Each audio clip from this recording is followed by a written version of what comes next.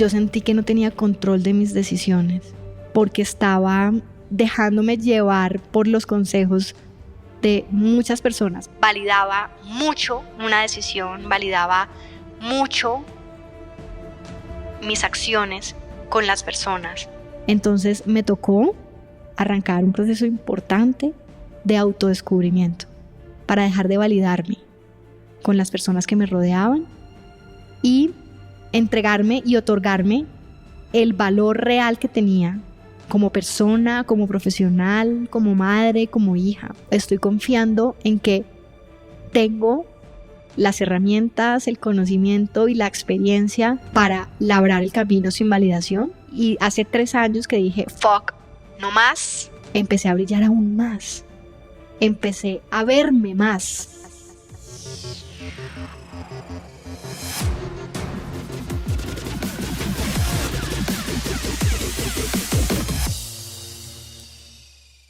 Caro, siempre puedes ganar más plata, no más tiempo. Muchas gracias por su tiempo. Gracias, Roby. Qué chévere estar acá con vos. Gracias. Cuénteme, antes nací aquí, es de mi familia, trabajé aquí, estudié aquí. Súper, bueno, yo soy de familia costeña, nací en Cartagena, ciudad que amo, cerca del Mar Caribe. Mi papá y mi mamá están en Cartagena. Después de estar un tiempo en Cartagena, me fui a vivir a Cali, porque mi papá tenía negocios en Cali. Fue una ciudad en la que viví, conocí, aprendí muchísimas cosas y también, digamos que entendí que no quería pasar mi vida allá. Entonces después me vine a Bogotá. Estuve un tiempo antes de vivir en Bogotá. Terminé high school en Canadá. Ahí estuve haciendo 1 añito, practicando inglés, conociendo la vida. Colombia estaba en una situación muy difícil de seguridad en ese momento. Entonces con mis papás decidimos pues que era mejor alejarnos un ratico. Nos fuimos 1 año y medio. Después volví. ¿Este fue en qué año? Eso fue en el 2002, más o menos. Después volvimos a Colombia. Yo me quedé en Bogotá. Empecé a estudiar en el externado, imagínate. Empecé a estudiar en el externado porque quería pues conocer otras cosas.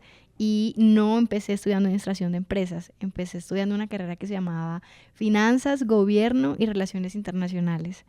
Ahí estuve un tiempo y me di cuenta que realmente ni el gobierno ni las relaciones internacionales enfocadas pues como en la política quería. Y me pasé a la Universidad de La Sabana a estudiar administración de empresas. Ahí pues tuve uno de los mejores momentos de mi vida. Durante la universidad conocí al que hoy es mi esposo y nos fuimos a vivir a Australia. Y estuvimos en Australia, él haciendo una maestría, yo trabajando, también disfrutando mucho. Cuando estaba en Australia me llamó una empresa muy chévere de chocolates que me dijo, ¿por qué no nos ayudas a abrir mercado allá, institucional, restaurantes, hoteles, repostería? Porque yo había hecho mi práctica empresarial en Casa Luker. Entonces ahí arranqué yo como en el mundo del chocolate, a enamorarme del chocolate, a meterme. Realmente cuando tú te metes en el mundo del chocolate y del cacao te das cuenta que es un alimento que te enamora. O sea, cuando yo empecé a trabajar con chocolate yo jamás me quise salir. Y hoy, casi 20 años después, sigo trabajando, sigo enamorada del chocolate todos los días de mi vida. Vamos a hacer un doble clic allá. Dale. Pero ¿ellos de verdad abrieron mercado en Australia? Sí, abrimos mercado en Australia, efectivamente. ¿Y por qué? Porque el valor de cacao colombiano allá en Australia. Exactamente. Pero ellos no venden de cacao de alto porcentaje, ¿no? Ellos venden más de como con leche. Exactamente. Cuando yo abrí mercado en Australia, con esta empresa europea, que es una empresa belga, cuando yo abrí mercado en Australia, yo estaba tocando las puertas de los restaurantes, los hoteles, todo el segmento institucional. Bueno, espera, ¿belga qué? Belga, Barry Callebaut. ¿Es de quién? ¿Es de quién? Es un conglomerado muy grande en el mundo que se llama Barry Callebaut. Es el mayor comprador de cacao del planeta. ¿Ellos son las personas que te llamaron? Exactamente. Yo pensé como fue Nutresa. No. Barry Callebaut, porque yo había hecho mis prácticas en Casa Luker y había estado ahí conectada un tiempito con el mundo del chocolate. Una empresa belga. Sí. Ok, sí, ya entiendo. Sí. Ok. ¿Ya? Sí. Sí, listo. Súper. Entonces, después de ahí, empecé a abrir mercado de una forma muy pequeña, institucional, hoteles, restaurantes, reposterías, ¿sí? Y ahí, pues nada, seguí viviendo en Australia un par de años más con el que hoy es mi esposo y después decidimos volver a Colombia ¿Por qué? porque sabíamos que acá teníamos muchísimo que hacer. Yo también quería, pues, digamos que mi mamá siempre me dijo que tenía que ser muy buena en algo, tenía que enfocarme mucho en saber una cosa y ya me había metido en el mundo del chocolate, quería seguir trabajando con empresas colombianas de chocolate, quería seguir indagando en el mundo del cacao colombiano, entendiendo el impacto positivo que está generando ese cultivo en Colombia y por eso nos devolvimos. Desde el día 1 que nos fuimos dijimos, vamos a volver por temas familiares, porque mi esposo también tiene una empresa familiar de construcción, porque yo pues tenía mi familia acá, quería seguir construyendo acá, quería hacer empresa acá. Realmente puede sonar como utópico y un poco romántico y a veces las mujeres romantizamos demasiado, pero yo sí quería seguir construyendo en Colombia algo positivo. O sea, realmente queríamos devolvernos por temas familiares, pero también por convicción. Y cuando en su mente durante este tiempo siempre había o tuviste esta idea en su mente de tener su propia empresa, o tú pensaste, no, voy a trabajar con otra empresa grande de chocolates, en seguir en negocios y posiblemente ser CEO de una empresa grande de chocolates? Mira, Robbie, yo he estado en ambos mundos y ambos me encantan. El mundo corporativo me fascina. Yo he trabajado con grandes empresas del país, con otras empresas internacionales y a mí el mundo corporativo me parecía muy bacano, muy chévere y lo disfrutaba mucho porque es una posición rica en donde conoces gente, obviamente tienes KPIs, entregables, metas, pero pues es un mundo en el que tú aprendes. Sin embargo, mi mamá siempre me dijo, hija, vuélvete indispensable para una empresa, aprende mucho, apóyate de buenos equipos y luego sal a construir algo. Yo vengo de una familia de empresarios, entonces... Ah, ¿en serio? Sí, sí. ¿Qué hacen su mamá y su papá? Mi mamá y mi papá tienen una empresa de suplementos químicos para la industria de todo tipo, papeles, azúcar, oil and gas. Entonces, pues ellos también siempre me inculcaron el amor por construir empresas. ¿Son químicos? Sí, exacto. Ah, ok. Mi papá es ingeniero químico, mi mamá es química farmacéutica. ¿En ellos se conocieron en una empresa de química o se no? conocieron en la universidad, mi papá era profesor de química de mi mamá. Ah, Sí, sí, sí. ajá. Entonces ahí arrancó. Entonces fue química con químicos. Química con químico, exacto. Ah. Entonces mi mamá siempre me decía, Robbie, Caro, aprende, hija, aprende de los mejores, aprende conocimiento profundo, porque hay mucha gente que sabe un poquito de muchas cosas, pero realmente no sabe nada. Entonces cuando tú aprendas, aprende muy bien de una sola cosa. Apóyate de las personas que puedan darte conocimiento en eso que tú debes saber, pero no tienes que ser experta, y vuélvete indispensable para una organización y después para tu empresa. ¿Y cuándo aplicaste el primer consejo de volverte indispensable en una empresa? Bueno, ¿Cuándo lo hiciste? cuando yo me fui a estudiar Food Science en la Universidad de Ghent, en Bélgica. Entonces, otro sí. okay. Entonces yo quería profundizar en el conocimiento técnico de chocolate y de alimentos en general. Entonces yo tengo una maestría en Food Science y ahí empecé a entender que el conocimiento era mi poder.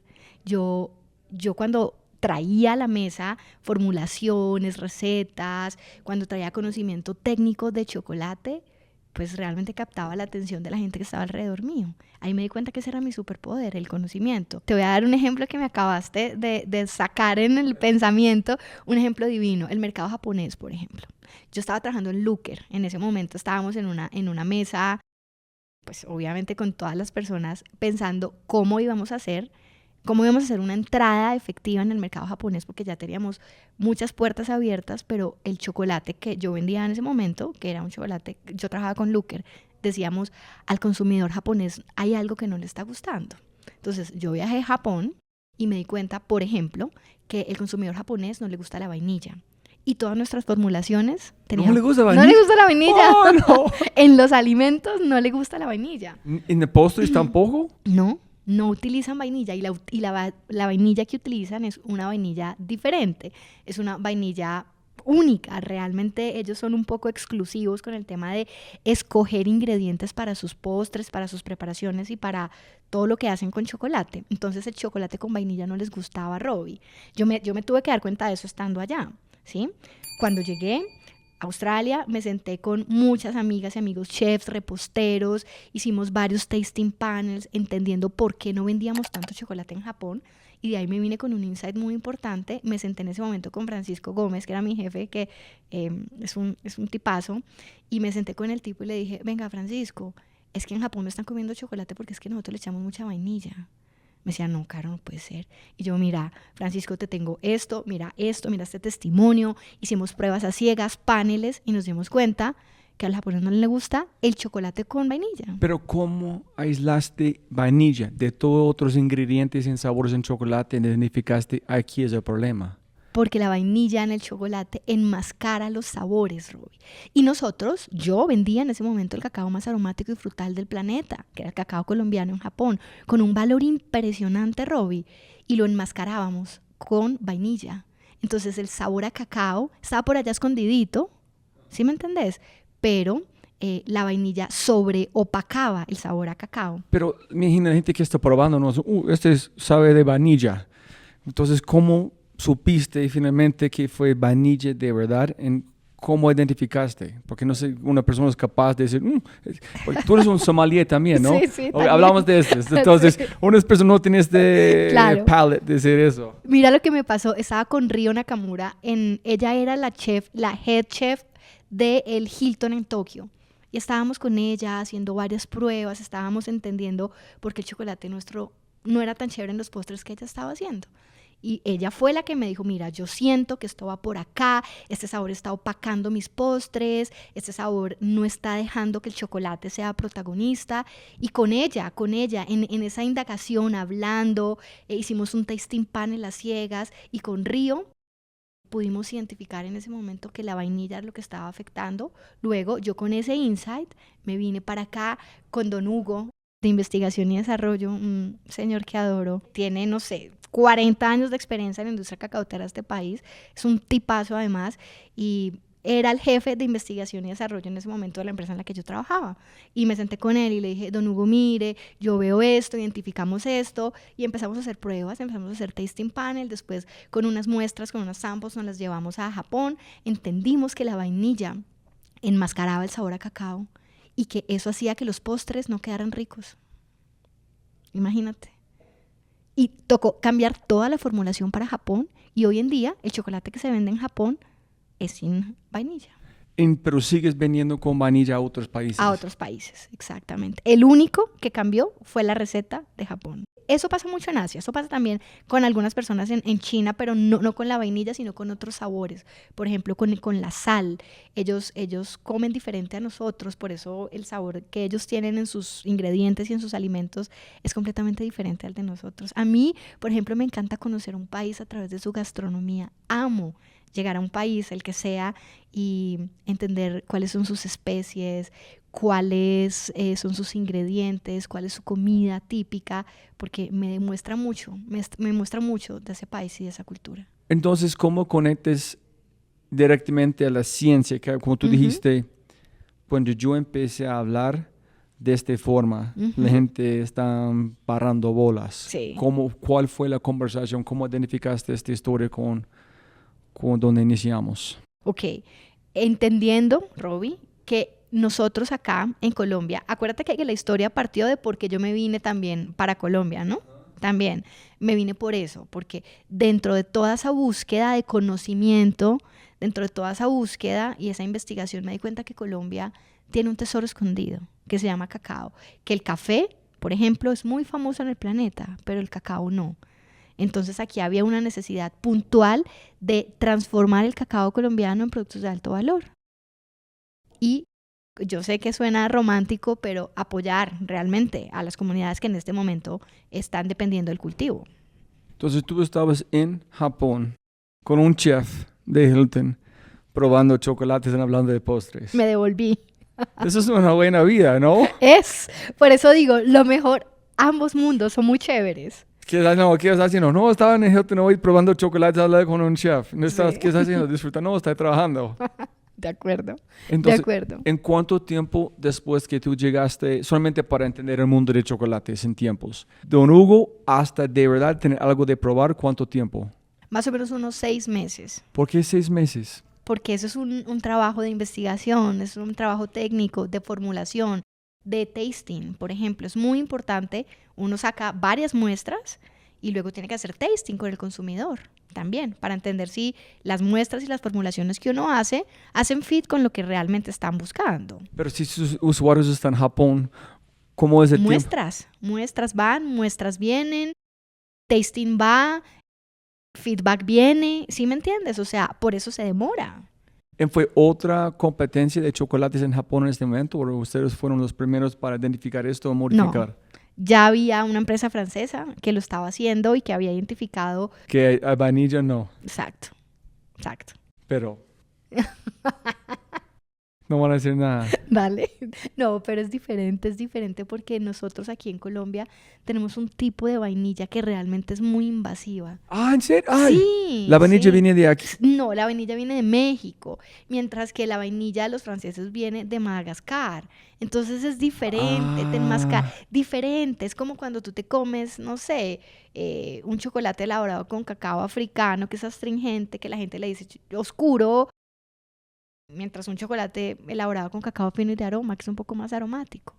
Eso tiene la vainilla. ¿Y chocolate tiene la misma banda de como café? El cacao solo crece en el trópico de Capricornio.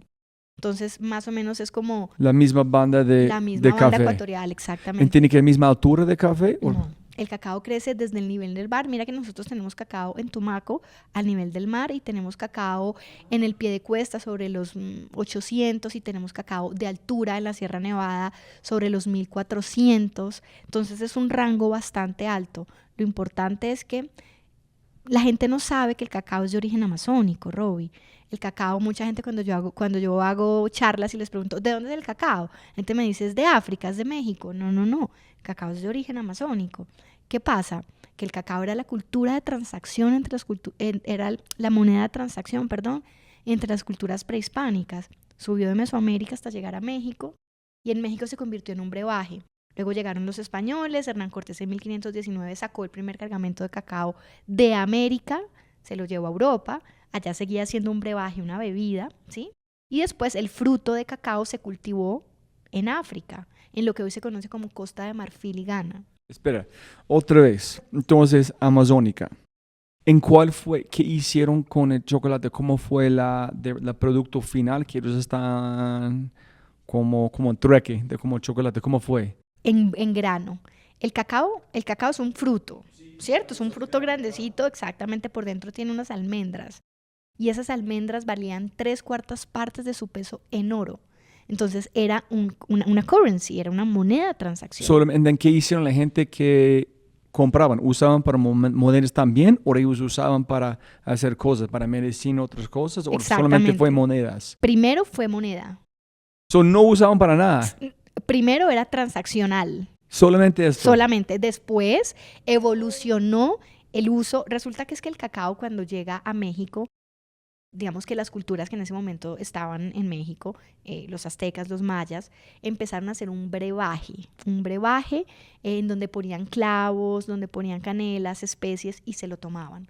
El cacao es un superalimento con altísimo valor nutricional.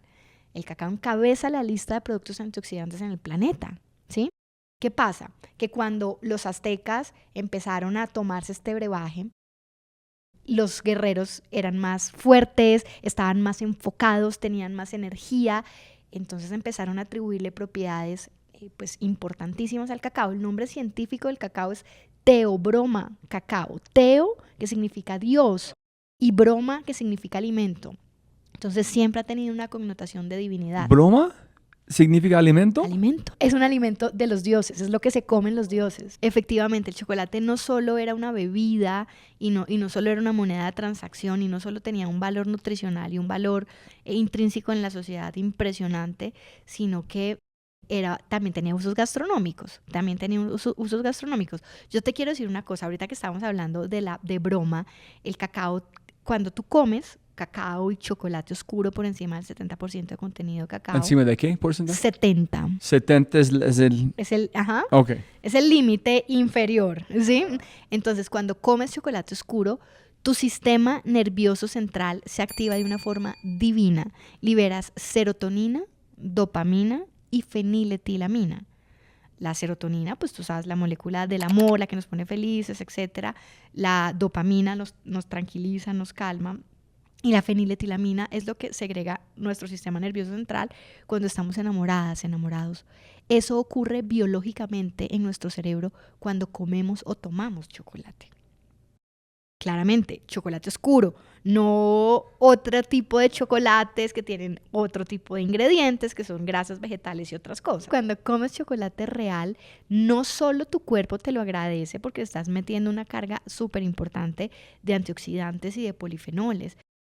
Hay múltiples beneficios atribuibles al chocolate. El chocolate retrasa el proceso de envejecimiento, ataca los radicales libres del cuerpo, previene enfermedades neurodegenerativas como el Parkinson y el Alzheimer, retrasa y previene enfermedades cardiovasculares, enfermedades coronarias, porque como el cacao tiene manteca de cacao, libera todos los ateromas que nosotros tenemos en nuestras arterias. Y bueno, súmale a eso todo lo que biológicamente el cerebro experimenta cuando comes chocolate, pues entonces es un alimento para tu salud física y para tu salud mental.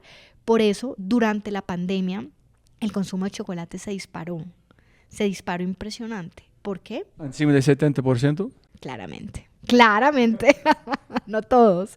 Importante esa distinción, gracias. Porque la gente empezó a comer mucho más chocolate porque entendió que no solo era rico y delicioso, sino bueno para tu salud física y mental. Entonces, si quieres trabajar en enfocarse, ¿cuánto chocolate debo tomar o comer por kilo de... Al día. Ajá, ¿cuánto? ¿En qué diferencia en tiempo? ¿En la mañana, en la tarde? ¿Qué vasito? ¿Qué grande?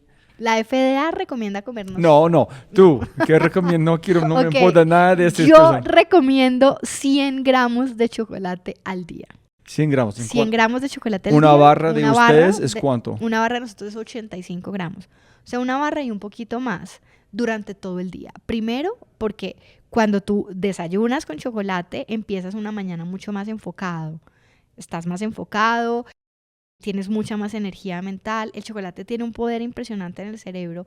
Yo cuando tengo una reunión muy importante, siempre como chocolate antes para estar súper enfocada. Y le pongo... ¿Chocolate Loc? Y le pongo a la persona que está enfrente mío siempre un chocolate porque, pues, obviamente se tranquiliza y es chévere, ¿sí? ¿En sí mezcla con café? ¿Está bien? Delicioso. Eso no cambia la parte química. Absolutamente, la complementa. Ah, ok. La complementa porque el café tiene cafeína, el cacao tiene teobromina y cafeína. Entonces se complementan muy bien. Ok. Listo. Regresando a la historia. Estás estudiando Food and Science. Y tú dijiste, aquí tengo un don o yo encontré un poder. Cuando yo hablo de esto con la gente está escuchándome. Entonces, volví a Colombia.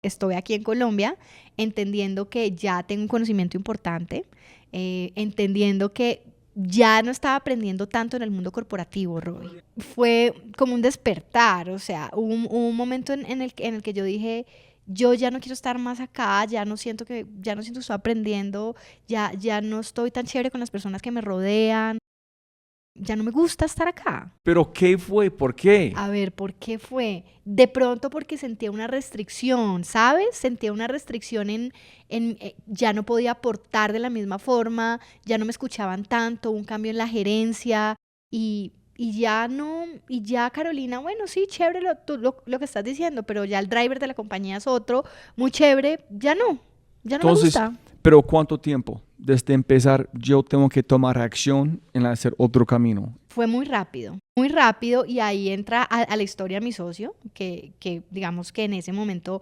yo le había dicho a un proyecto que él tenía que no, y luego después de un par de semanas él me llamó y me dijo, mira, yo de chocolate no sé, yo de la industria no sé. ¿Él trabaja contigo en Looker? No, él llegó a Looker pidiendo un proyecto de chocolate. Él tenía un proyecto de poder hacer una marca de chocolate. Le dijimos desde Looker no. ¿Él sabía de chocolate? No, él no sabía. Entonces, de ¿por qué chocolate. digo que quiero hacer Porque chocolate? te voy a contar. No, ni idea, pero chocolate. No. Chocolate. No, porque en ese momento él estaba, o sea, él tenía un... ¿En quién es este señor para dar nombre a...? Claro, Alberto, él se llama Alberto. Ok, listo. Entonces, imagínate que él tenía un suegro en ese momento que le dijo, oiga, él siempre le había gustado estar en el mundo emprendedor y tenía como una empresa de, si no estoy mal, de asfaltos y había tenido otras cosas, pero pues en el mundo emprendedor. Él tenía un suegro en ese momento que tenía una empresa muy bacana en Estados Unidos, que se llama Camilo Peñalosa. Camilo tenía una empresa muy bacana en Estados Unidos y le dijo, oiga, búsquese productos colombianos. Y él empezó a buscar productos colombianos. Por eso fue. Entonces él llegó a Looker, me buscó pues por el contacto de alguien en Looker. ¿Cuál fue su posición en este momento? En Looker, ¿cuál fue su posición? ¿O Mi su posición, rol? la mía. Ajá. Yo era la ejecutiva senior de desarrollo internacional. El rol mío era conectar las áreas de la organización, ok. ¿sí? De cara al desarrollo. Entonces, en ese momento, bueno, el proyecto se cayó y yo ya había hecho el cambio mental. Ya no estoy aprendiendo, ya no quiero estar acá por alguna razón que, digamos que excedía mi capacidad de entender que ya no estaba aprendiendo. Entonces él me llamó. ¿Cuánto tiempo en Looker? 12 años. ¿12? No jodas. Sí. Wow. Sí. Y De todo su vida es en chocolate, ¿no? Más obvio, Robbie. Cuando yo vi su perfil, decía, este tipo posiblemente encontró una chispa y arrancó desde... No sabía que todo su vida es de chocolate. Cuando tú hablas de chocolate, es de alma. De alma, de alma. O sea, esto es una convicción de vida. No está porque tienes una empresa de chocolates. No, jamás. Chocolate en sus venas. Sí, yo siempre digo, yo no tengo sangre, yo tengo chocolate. Pero es muy importante porque es que uno no puede construir empresa, Robbie, si no le corre la pasión por las venas. El punto es que después de este encuentro con Alberto, yo tomé la decisión muy rápido. 2 semanas me demoré en decir, ya fue, renuncio, empiezo a formular chocolate, me voy. ¿En serio? ¿Hablaste con tu esposo? Hablé con mi esposo. ¿Con tu mamá, su papá? Hablé con mi papá y me dijeron, go, ¿ya crees que es el momento? Go, mi esposo me dijo, dale, si ya piensas que hasta ahí fue tu límite, chévere, aprendiste, chévere, aportaste, vámonos entonces, hagámosle. Entonces tu idea en ese momento fue buscar a Alberto en hacer su proyecto, pero ustedes dos. Sí, exactamente. ¿Tú conociste a Alberto antes? No, yo lo conocí cuando él llegó a Looker, yo lo conocí ahí y simplemente hicimos buena química. Yo siento que las personas que se cruzan en tu camino de una forma, digamos, con un impacto positivo, es fácil reconocerlas. ¿Cuál fue su pitch? Él quería hacer una marca de chocolate para venderla en Estados Unidos. ¿En cuál es el background de Alberto? Él es administrador de empresas. Él es administrador de empresas. Ok, entonces listo. ¿Llamaste a Alberto y said, let's do it? ¿O cómo fue? Sí, literal, fue así. Empezamos a construir la marca, a desarrollarla con un creativo. Detalles. ¿Cómo llegaste al nombre? Creativo. No, pues imagínate. Yo estaba convencida que tenía que ser un chocolate oscuro. ¿Qué porcentaje? Inicialmente, 70% cacao fue el primer chocolate, fue la primera receta que desarrollé. 70% cacao. ¿Por qué? Porque había una necesidad enorme de un consumidor informado en Colombia que no tenía acceso a chocolate bueno de 70% cacao, que era el más vendido en el mundo, además. Chocolate 70% es ese intermedio, es ese, ¿sí me entiendes? Que sí, uno cree que es comiendo algo dulce, pero todavía no sabe cómo estás comiendo chatarra. De acuerdo. Entonces tú te sientes como estás haciendo un cheat, pero al mismo tiempo te sientes, pero estoy comiendo algo de saludable. Exacto, ese es el punto medio que tiene el 70% cacao. Entonces ahí empecé a desarrollar. ¿Cómo lo hicimos? Yo conocí a muchas personas en la industria del chocolate en Colombia, muchísimas personas. No, dame más detalles. Okay. Necesitan la gente para hacerlo, la cocina, no sé qué necesitan para armar una empresa de chocolate, cuánto inversión necesitas. La primera inversión que nosotros hicimos no superó los 5 millones de pesos y fue para pagarle al diseñador y trabajar con él en la construcción de la marca. ¿En serio? El ¿Fue branding. diseño? Sí. Lo primero que nosotros hicimos fue el branding de la marca. ¿Y por qué? ¿Por qué no chocolate? Primero porque ya sabía, o sea, ya la receta estaba lista, yo ya la había construido. ¿Cuándo? En ese transcurso de 2 semanas. ¿En serio? Sí, claro. ¿Tú hiciste esto? ¿En claro, 2 semanas? En 2 semanas. Yo ya sabía qué chocolate. No. Es que te lo juro. 6 meses de Japón solamente eliminar vainilla. En 2 semanas para armar su propio chocolate. Claro, aquí era más fácil, ¿sabes por qué? Porque teníamos que entender quién nos lo hacía rápido, porque nosotros no teníamos máquinas, tenemos que entregar tenemos que entregar la receta, esto de licor, esto de manteca, esto de vainilla, esto de lecitina a una persona, a una empresa de chocolate que nos la hiciera, y así arrancamos, maquilando, con un contrato de confidencialidad y diciéndole a la persona que nos empezó a maquilar, esta es mi receta de chocolate, hágamela, mientras yo ¿por qué? Es Robbie, eso es lo que yo venía haciendo 12 años. O sea, yo ya lo había desarrollado, yo ya tenía ese Pero conocimiento. en una libreta tuviste esta receta. Literal, yo tengo libretas, yo tengo en mi computador todas las formulaciones del OG. En este primer barra como de chocolate, la formulación, ¿por qué fue especial? Fue especial porque utilizamos cacao de 2 regiones específicas del país. ¿Arauca? Arauca y Tumaco. Sí. Porque casi que todo el cacao de este país es de Santander, entonces es un sabor diferente.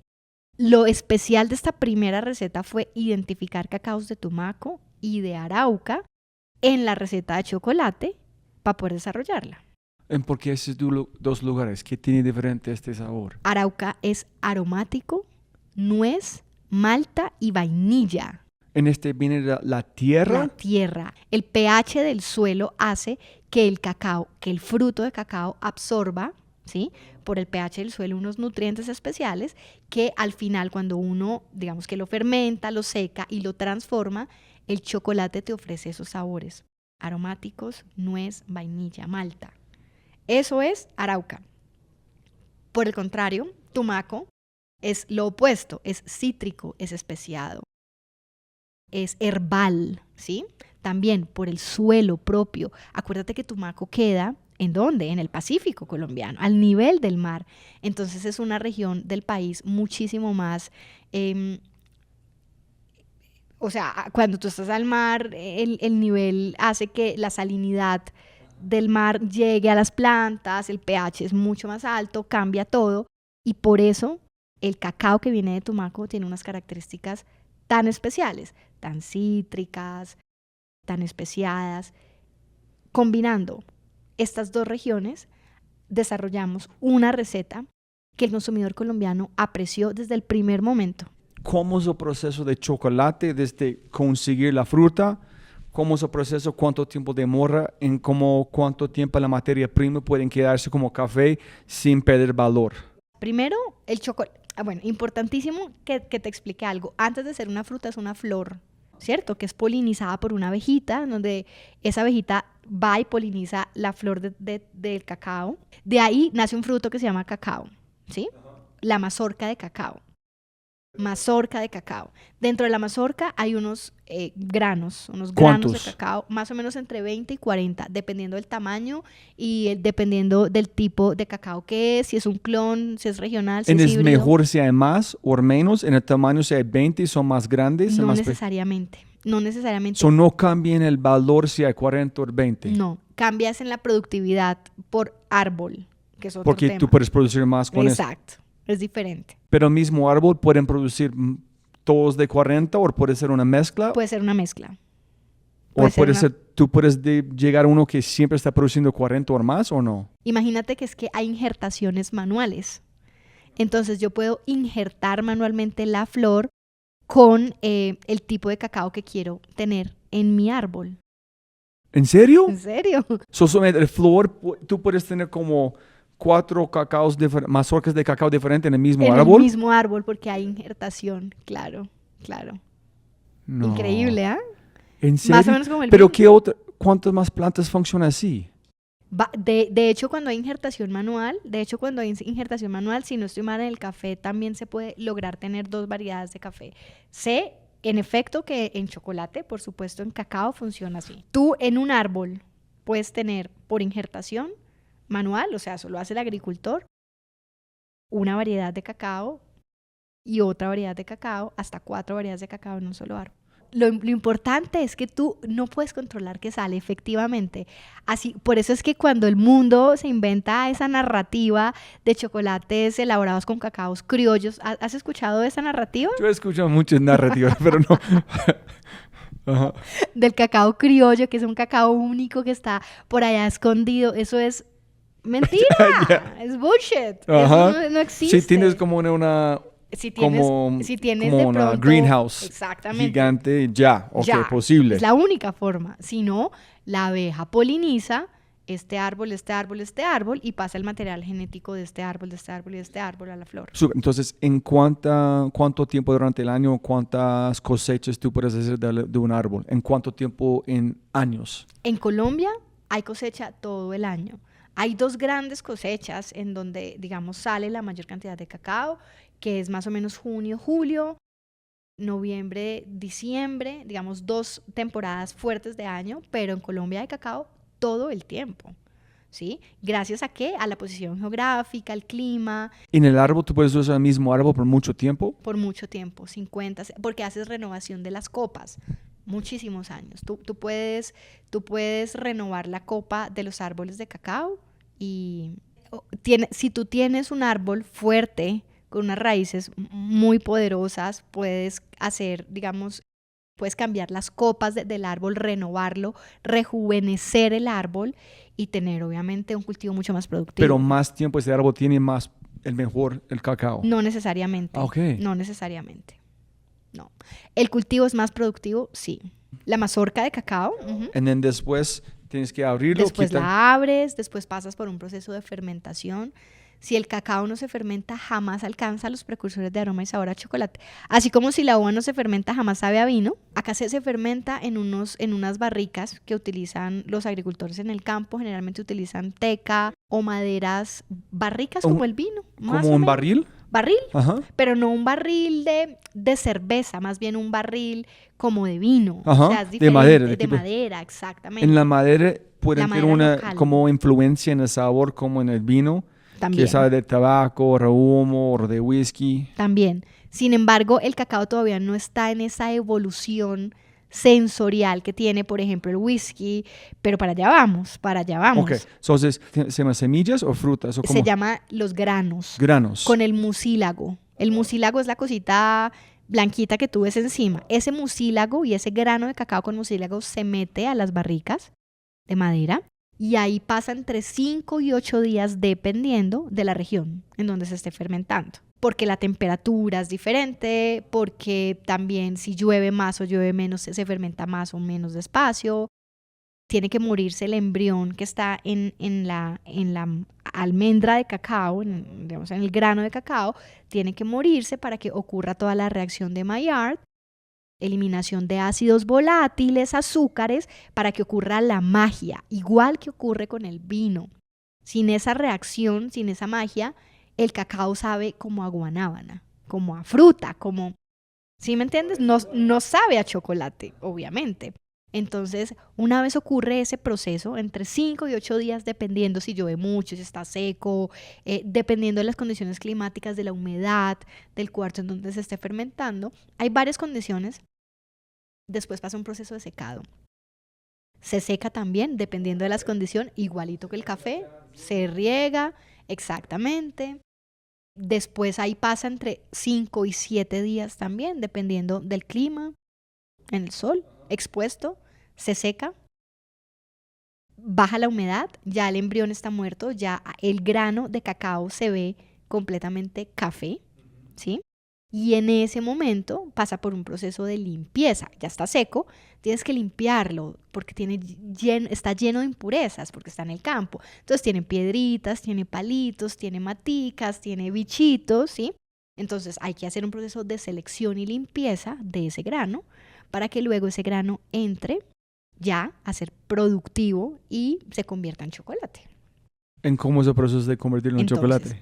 El cacao llega a la Perdón fábrica. si has contado esa historia 20,000 veces. No, me encanta contarla. El cacao llega a la fábrica, ¿cierto? A la fábrica, a la que sea. Entonces llega el grano, se depositan unos hilos, esos hilos tienen unas mallas, ¿sí? En donde separan primero los índices del grano de cacao. Entonces los granos más chiquitos quedan de un lado, los granos más grandecitos y así sucesivamente los van categorizando por tamaño. ¿Por qué? Porque si no se categorizan por tamaño, luego en un proceso muy importante hay diferentes tamaños y se quema el cacao y tienen unos sabores desagradables. Entonces por eso hay que categorizar el tamaño del cacao. Entonces pasa por un tamiz muy chévere donde se separan los granos de cacao y ahí se hace un doble proceso de chequeo. Después esos granos ya seleccionados por tamaño pasan a un silo que tiene un rayo infrarrojo que infla. El grano está compacto y por dentro tiene una cascarita que se llama cascarilla de cacao, ¿sí? Entonces ese granito se infla, ¡pum!, por la temperatura del rayo infrarrojo, se abre, ¡pum!, y se separa el grano de cacao, la semilla de la cascarilla, ¿sí? Esa cascarilla también por un proceso obviamente de enfriado se separa.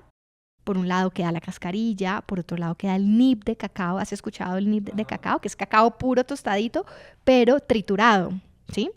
Ese nib también vuelve y pasa por un tamizaje, ¿sí? Para homogenizarlo y después ese nib de cacao, dependiendo del tamaño, se manda al proceso de tostión, ¿sí? ¿Qué pasa? Hay otras empresas de chocolate, diferente a nosotros, que tuestan el cacao completo en grano. Antes de tamizarlo, antes de abrirlo, antes de retirarle la cascarilla. Deficiencia, entre comillas. Eso para mi criterio es una deficiencia porque tienes diferentes tipos de grano, tienes diferentes tamaños. Somos muy cuidadosos con ese tema. Ok, listo. Entonces, tostión. Tenemos nips. Tenemos nips. Pasa el proceso de tostión, ¿sí? En un tostador, en donde hay temperaturas controladas. Muy diferente de tostión de café. Muy parecido a la tostión. ¿Puedes usar la misma máquina o no? Sí, puedes usar la misma máquina, pero no vas a alcanzar las curvas de tostión ideales, ¿sí? Porque eso tiene unas curvas. El café generalmente se sube y se estabiliza. El cacao se sube, baja, estabiliza para alcanzar esa curva. Y eso es un arte, alcanzar esa curva de sabor que la temperatura te va entregando porque el grano tiene manteca de cacao. Entonces la manteca, en la medida en la que la tostión va aumentando y bajando, también desarrolla unos sabores especiales en el grano. ¿Pero es calentar, enfriar, o es calentar todo el tiempo y mueve así? No, calentar, enfriar. Tienes un rango que tú quieres. Exactamente. Depende en qué quieres producir, tú cambias los rangos. Exactamente. Wow. Es todo un arte. Entonces, al final de este proceso, ¿cuánto demora este proceso? 30 a 45 minutos dependiendo de la receta. Obviamente todo este proceso está automatizado hoy en día. Sin embargo, hay alguien que está verificando y monitorando que las curvas no se suban. ¿Por qué? Porque si se sube, digamos, la temperatura en el chocolate, ¿qué va a pasar? Se va a calentar demasiado, entonces se va a tostar, sobretostar. Y por eso es que cuando tú te comes un chocolate que está por encima de los 130 grados centígrados, te sabe amargo. Tú sabes muy rápida que si tú vas a probar un café en un testing, que el error fue aquí. Fue muy caliente o no hiciste suficiente o en este proceso no limpiamos. Tú sabes exactamente el error en el proceso. Exactamente. En qué momento y cuándo fallamos o en qué momento. Solamente saborearlo. Con solamente saborearlo. Wow. Incluso desde el olor, Robbie. ¿En serio? Sí, claro, porque cuando la temperatura sube mucho, el cacao, como tiene tanta grasa, la manteca de cacao tiende a quemarse y tiende a poner como mohoso el sabor. Entonces, desde el olor, desde que tú abres un chocolate, desde que tú coges los granos de cacao tostados y los hueles, sabes que hubo un error en el proceso de tostión, que es fundamental. Ok, listo. Entonces pasa la parte de tostión. Pasas tostión, homogenizas, dejas que se estabilice la temperatura y pasas a la molienda. Entonces, el cacao tiene un porcentaje graso que se llama manteca de cacao del 52-56%, dependiendo de qué tipo de cacao es. Entonces, por unas aspas que hay en la molienda, esas aspas van agitando los nibs de cacao ya tostados agitan, agitan, agitan, agitan, y con la temperatura esos nibs de cacao se convierten en una pasta líquida. Ajá. Ya ahí ya es chocolate, ya eso es Ah. chocolate. Ya ahí es chocolate. Luego ya, si tú quieres, como nosotros, entras a un proceso de prerrefinado para que no sientas las partículas, luego refinas, luego ingredientes, si le quieres echar, no sé, más manteca, si le quieres echar azúcar, si le quieres echar stevia, si le quieres echar maltitol, ¿sí? Después de homogenizarlo, le echas los microingredientes. Después es muy importante el refinamiento, y refinamiento no como algo malo industrial, sino el refinamiento con unos, digamos que con unas rollos especiales para que la textura del chocolate sea cremosa. Por eso es que hay chocolates que tú te comes y la textura es como granulosa, como arenita, ¿sí? Es porque no hacen el proceso bien de refinado o prerrefinado, ¿sí? Listo. Entonces, gracias por eso. No, Entonces ya entiendo sí. la como complejidad de todo el Después proceso. empacas Ajá. y sale al mercado. 2 semanas, ya tuviste su fórmula, ya hiciste todo este proceso con estos 2 lugares de Colombia con un chocolate diferente.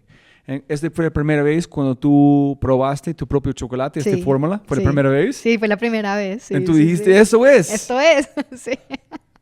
Era un sueño hecho realidad, claro. Ok, entonces, ¿tú supiste, en el momento que tú probaste en estas 2 semanas, que ya tengo algo especial aquí? ¿O tú estás pensando, ojalá, por favor, que la gente le gusta, o no? Por favor, que a la gente le guste. Yo sabía que teníamos, ok. sabía que teníamos algo Sí, con especial, 12 yo años de sabía. experiencia. Sin embargo, vender chocolate oscuro en Colombia era un reto muy grande, aunque desde la concepción de la compañía, LOC siempre fue pensada para ser una marca de chocolate global de Colombia para el mundo, ¿sí? Sin embargo, sabíamos que LOC significa, la gente me dice que significa LOC, es una palabra de origen prehispánico que significa de adentro hacia afuera. Nosotros nos apoderamos de ese concepto para vender LOC de Colombia para el mundo. Entonces, desde siempre tuvo la concepción global. ¿Qué pasa? Que teníamos que probar el mercado en Colombia. Teníamos que, si nos íbamos a arriesgar, teníamos que arriesgarnos primero acá. Pero en su mente siempre fue un chocolate para exterior. Siempre.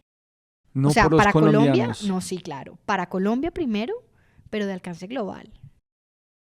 ¿Y porque allá había el mercado? Exacto. ¿O porque tú decidiste que la gente tiene que conocer más el poder que tenemos en cacao? No, realmente El mercado. El mercado, allá está el mercado.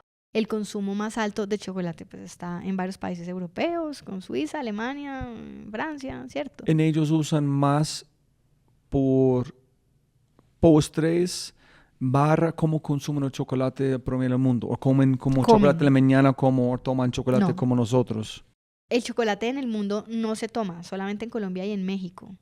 En el resto del mundo se toma cocoa, que es diferente, ¿no? Que es este polvo derivado del cacao en polvo que se alcaliniza y que se llama cocoa, ¿cierto? Eso es otra cosa. Pero en todo caso, el mundo toma cocoa y come chocolate. En Colombia y en México tomamos chocolate. Pero no comemos chocolate comemos chocolate. Con mucha leche con azúcar. O mucha leche con azúcar, exacto. Ok, entonces probaste, eso es. ¿Con quién? ¿Cuál fue el próximo paso? Mira, el próximo paso fue meterle el chocolate a todas las tiendas veganas, naturistas. No, antes, ¿cuándo ¿No? entregaste a otras personas? ¿Cuándo viste a otras personas? Sus caras, ¿cuándo supiste que, ellos le encanta también? Yo tengo un recuerdo espectacular en una tienda que hoy no existe en Colombia, que se llama Gastronomy Market, que luego abrieron unas tiendas de Medellín que se llamaba Mercado Orgánico. Y la primera vez que yo hice un tasting de ese chocolate fue sentada en una tienda que había en la 93, en el Parque 93, aquí en Bogotá. Y yo le decía a la gente, pruebe este chocolate, dígame qué piensa y si lo compraría. Y cuando yo veía la reacción de las personas que llegaban a la tienda y yo les daba chocolate y no me compraban una ni dos, sino para toda la semana, 2 y 3 barras para toda la semana, yo dije, aquí hay algo importante. El insight que tuve del tasting, el primer tasting fue ahí, en esa tienda. Y cuando la gente probaba el chocolate y lo compraba inmediatamente, yo dije, aquí hay un potencial muy grande. Wow. Es que hay algo que solamente con comida o algo que tú puedes ingerir, que la reacción de la cara es como, es algo que tú puedes ver, es como algo, no es como, ¿te gusta mi producto? Sí, me gusta tu producto, pero allá tú puedes ver. Claro. Tú sabes, cuando comes un crème brûlée increíble, es como tú cambias su cara de ¡wow! Total. Entonces, si tú tienes algo de chocolate es otro nivel, no, está bueno, no, pero No, si es sí. especial, Sí. sus mandíbulas, sus ojos, De todo acuerdo. cambian cuando tienes algo en su... Muy poderoso ver a alguien ingerir algo que tú inventaste en su mente, en ver el placer. Es impresionante cuando yo en ese momento entendí que teníamos un producto único, que realmente la gente se iba a enamorar de él, que no iba a ser fácil, es que nunca es fácil. Mucha gente dice, ay, sí, eso tan fácil, vaya y hágalo, ¿cierto? ¿Tú no grabaste sus reacciones? No, Roby, mira, yo tengo comentarios de gente que me dice, este chocolate me sabe a la casa de mi abuela. ¿Tú puedes creer eso? Me sabe a la casa de mi abuela. Yo digo, Dios mío, o sea, lo que despierta el chocolate en la mente y en el cuerpo de las personas es poderosísimo. Sí, yo creo que debe ser muy especial ser colombiano probar su chocolate porque yo jamás voy a tener esta reacción con su chocolate porque no es parte de mi vida. Pero un colombiano tiene un chocolate, debe ser como un game changer a veces, ¿no? Es un game changer total. Listo. Entonces, increíble. Pero ¿ya tuviste en empaque o solamente fue barras cuando tú probaste en esa tienda? Barras, empaques, o sea... Pero con el diseño divino. Sí, impresa, lista para la venta. ¿Y por qué tú supiste? Yo soy obviamente con Apple fanático de diseño, yo creo que es todo. ¿Por qué tú sabías que el diseño debe ser número uno? Un super logo, un super empaque. Tuvimos la suerte, yo creo que las personas, como te dije ahora, se aparecen en el momento de uno y en la vida de uno, en el camino de uno para bien. Yo siento que el universo me pone en las personas a mí para hacerme bien y me puso en ese momento a mí, obviamente a mi socio, a Rafael Rosas, un tipo que es un crack de diseño, mercadeo, es un creativo impresionante, que entendió muy bien el concepto de lo que queríamos transmitir, que entendió y aportó desde su conocimiento el tema de los empaques ecológicos, las tintas de soya. Nuestros empaques tienen una particularidad y son muy especiales y todo eso lo aportó él a la mesa. ¿Y cómo llegaste a él? ¿Cómo llegó? ¿Cómo el universo se puso a él en su vida? Él trabajaba con el ex suegro de mi socio, haciéndole cosas en Estados Unidos. O sea, así fue, ¿sí? Entonces Camilo un día dijo, no, pues sigan trabajando ustedes con Rafael Rosas. Él trabaja conmigo pues acá en mi empresa, sigan ustedes trabajando con el man. Y seguimos trabajando con el man y seguimos trabajando con el man hasta hace muy poco. ¿Pero qué dijo él a ustedes que no, en diseño primero? No, Roby, mira, yo siento que lo más importante ahí es la conexión que tuvimos Rafa, Alberto y yo en ese momento, el bagaje, el mundo, las tendencias que estábamos viendo fuera, adoptarlas en Colombia. Obviamente fue un trabajo de construcción en equipo, pero el valor que él trajo a la mesa fue una cosa impresionante. Y entendíamos que no podíamos tener una marca de chocolate en Colombia, por ejemplo, que fuera muy colombiana, porque entonces no era tan exportable, no le podíamos poner, no sé, un papagayo, o no le podíamos, no sé, poner una chiva, porque eso lo iba a ver un chino y ¿qué es eso? O lo iba a ver un canadiense y iba a decir, pues como a mí no me conecta una chiva con nada. Entonces tenía que ser una marca fácil de entender para los colombianos, pero también fácilmente exportable. Y realmente fue un trabajo de construcción en equipo y yo siento, y te lo digo de todo corazón, un poco es el bagaje que uno tiene y que teníamos en ese momento todos de estar en el mundo, conocer qué está pasando.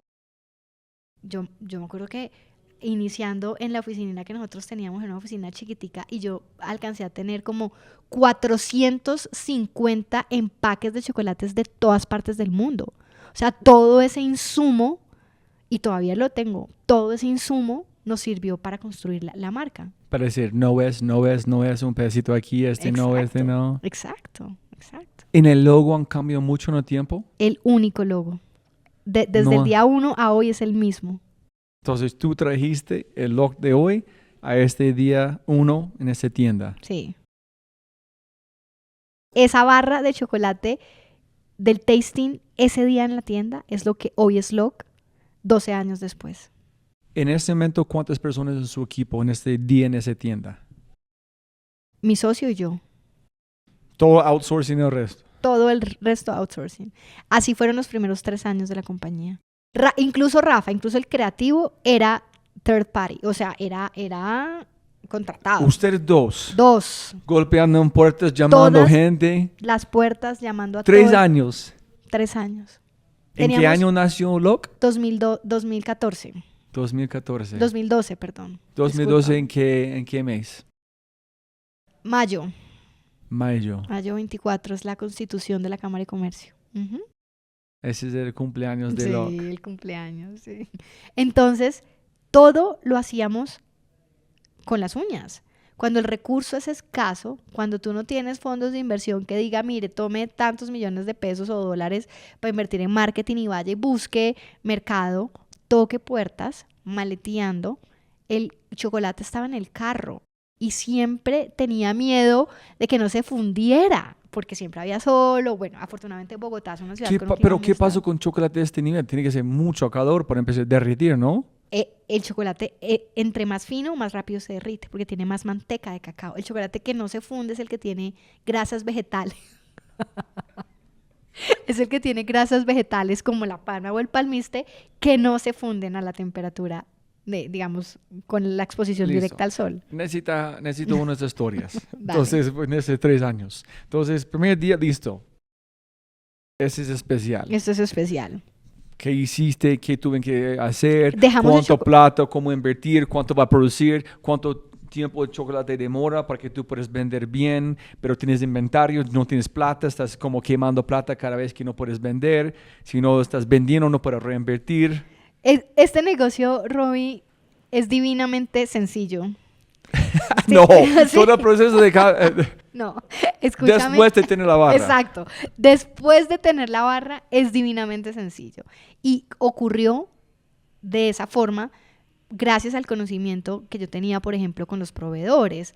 La persona de empaques me la recomendó un mentor mío, Luis Guillermo. Me dijo, Caro, llámate a Diana. Diana te hace los empaques y te da 90 días. Otro mentor mío me dijo, Caro, vení, yo te hago el chocolate y te doy 90 días. Anda y vendelo y me lo pagás.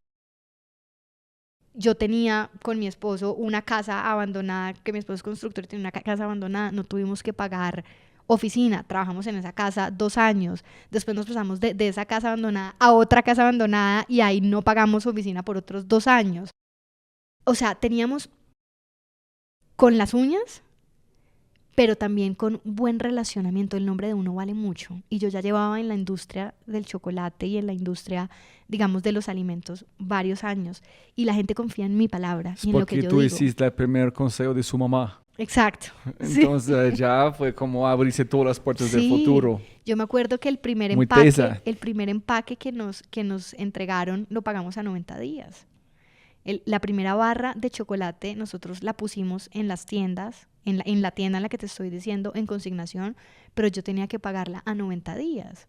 Entonces un poco fue construcción, o sea, fue gracias a los aliados, a los proveedores, gracias a que confiaban en el desarrollo y confiaban un poco en que yo estaba ahí soportando esa operación, fue que pudimos poner el producto en la calle sin pagar un peso. Y no, si tú puedes moverte en tiempo, vos vas a buscar inversión 1 millón, 5 millones solamente para armar tu propio como mini fábrica, tener contactos en exportar todo el tiempo al mismo tiempo, en hacerlo masivamente, o tú vas a hacer exactamente igual.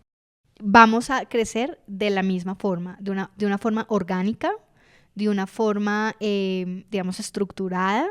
Vamos a pedir financiación. Nosotros tenemos financiación de bancos. Hasta hace muy poco tiempo tuvimos inversión externa de una persona que entró a la compañía, de una empresa pues que entró a la compañía. Pero hasta el 2023 todo fue financiación o con bancos o propia de la compañía. Todo fue, señor banco, présteme plata, yo le firmo los pagarés, yo le respaldo esa deuda. Y así crecimos todos los años. All in. All in, así soy yo en la vida. Yo todo lo hago todo, o sea, yo estoy all in o nada. O sea, a veces hay muchas personas, ¿no? Que quieren arrancar empresas. Y dicen, no, yo sigo acá, un poquito acá, y tengo este poquito acá, y tengo este emprendimiento acá. Yo no soy, mi personalidad no me permite estar un poquito acá, un poquito acá, un poquito acá. ¿Conoces a Irina Muscus? Sí, claro. Ah, ok. Sí, claro. Yo, Irina, tiene que claramente. conocer, es que... Sí. Demasiado da- especial y nos sí, ayudó mucho en su como momento en vos, Carulla, sí, se claro. imagino, Sí. como mismo idea que están haciendo en términos de como propósito. Y cuéntame, ¿qué hiciste bien durante esos 3 años? De verdad que, es como de suerte, pero pensaba, esta fue una buena decisión. En que si puedes cambiar algo, ¿qué cambiarías? Yo siento que lo mejor que hicimos y lo mejor que hice fue enfocarme en un nicho de consumidor al que no le tenía que explicar mucho. Ah, ok. Entonces, la parte de educar al cliente no tuviste que hacer. No, porque yo siempre entendí que, es decir, es un desgaste educar y vale muchísima plata. ¿Cuánto le ha costado a las grandes empresas de tecnología educar? Como el ejemplo que me estabas diciendo ahora, Apple, ¿cierto? Eso vale millones y además es un desgaste. Cuando tú no tienes recursos, cuando somos 2 personas, cuando eres tú y soy yo, yendo a las tiendas a vender producto, pues más vale que sea una venta rápida y efectiva y no te demores 20 minutos explicando. ¿Pero qué dijiste a ellos? Porque me imagino que tú puedes perderte. No, eso es como hacemos, viene a este lugar, encontrar sobresaturar a la persona de información que ellos jamás se importa. Sobre algo como yo, que no, cuéntame más. Sí. Pero no, ¿cómo puede venderlo? ¿Cuál es el valor? Ok, chao, déjame probarlo. Siempre fue con la estrategia de vender chocolate como salud. Salud. ¿Sí? Siempre, siempre, siempre. Porque tú fuiste, tienes de salud, pero no una tienes de vino o alcohol. ¿Cómo vendiste con salud? El chocolate siempre se está relacionando con diferentes momentos de consumo. Con el café, con el vino, ¿cierto? Con Ajá. frutos secos. En la mañana, En con la su abuela. en la mañana, antes del almuerzo.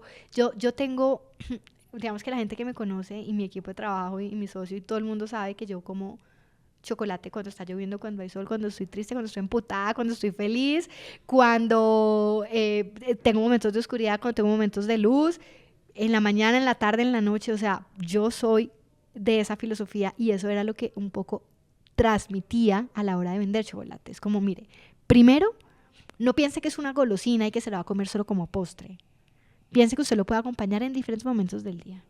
Y segundo, piense que cuando se lo coma, se está comiendo un alimento que le aporta un valor nutricional importante a su cuerpo, a su cerebro. Y de ahí ya se extienden en los momentos de consumo, pues relacionarlo con vino, relacionarlo con una buena lectura. Entonces empezamos a vender en la librería Lerner en su momento, vendíamos en tiendas de vino como Wine Shop, vendíamos en tiendas de café como Azahar, y así empezamos a expandir el mundo de ese consumidor informado. Pero cuando tú llegas a un lugar nuevo, ellos tienen que armar un espacio adicional en un lugar que posiblemente no tenía espacio para agregar algo o competir con otro producto. Entonces, ¿cómo convenciste a ellos que no, pon aquí, tienes que hacerlo aquí, no puedes esconderlo? O ustedes dicen, no, cualquier lugar, porque el logo del log puedes ver de cualquier lugar. Primero, una buenísima estrategia fue acompañar el chocolate con unos display exhibidores. Cuando cualquier tienda compra chocolate Log, ya tiene un display exhibidor. O sea, no importa dónde tú lo pongas, siempre va a estar paradito, siempre va a decir Log. Tú tienes que invertir en nada adicional en exhibir. Primero, ¿sí? Importantísimo y clave. Segundo, generalmente estas tiendas no tenían chocolate, no tenían alimentos. Generalmente no tenían alimentos.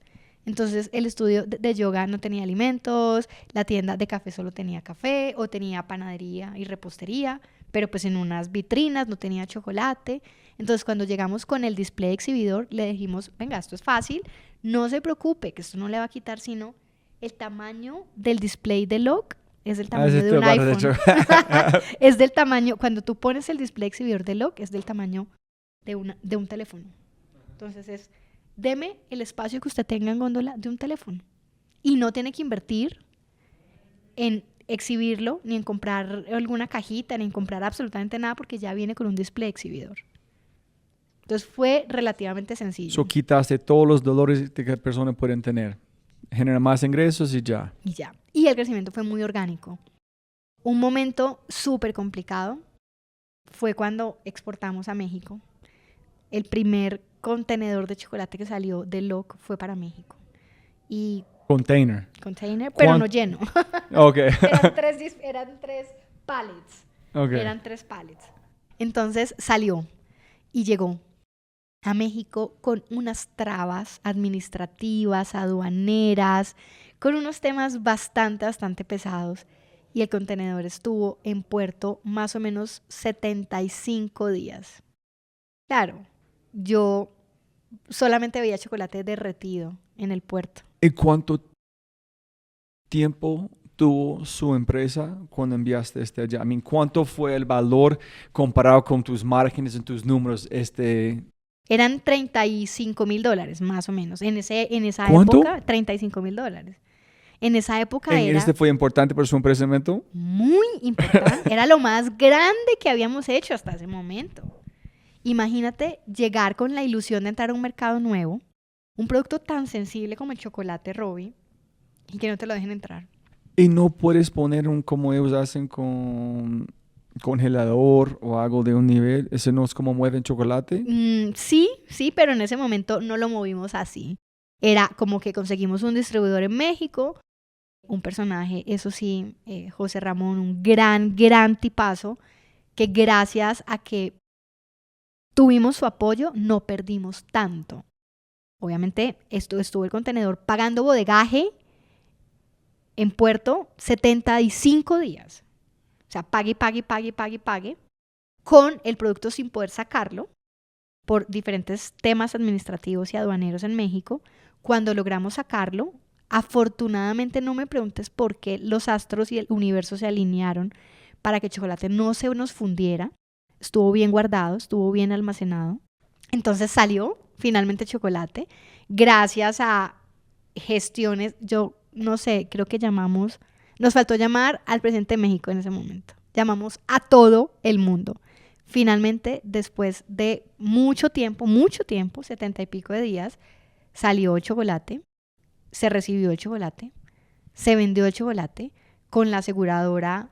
Nuestro contacto en México en ese momento, el distribuidor logró hacer una negociación porque es un distribuidor muy grande de confitería en México. Y ahí logramos, digamos, recuperar algo y bueno, no perdimos toda la plata, perdimos un porcentaje importante por el bodegaje, por estar pagando ese bodegaje, pero no nos quebramos y eso fue una experiencia para mí de vida. Yo dije, jamás en la vida vuelvo a exportar algo, primero, sin tener el conocimiento en destino, porque yo tenía el conocimiento en origen, acá, de recibir, ¿sí?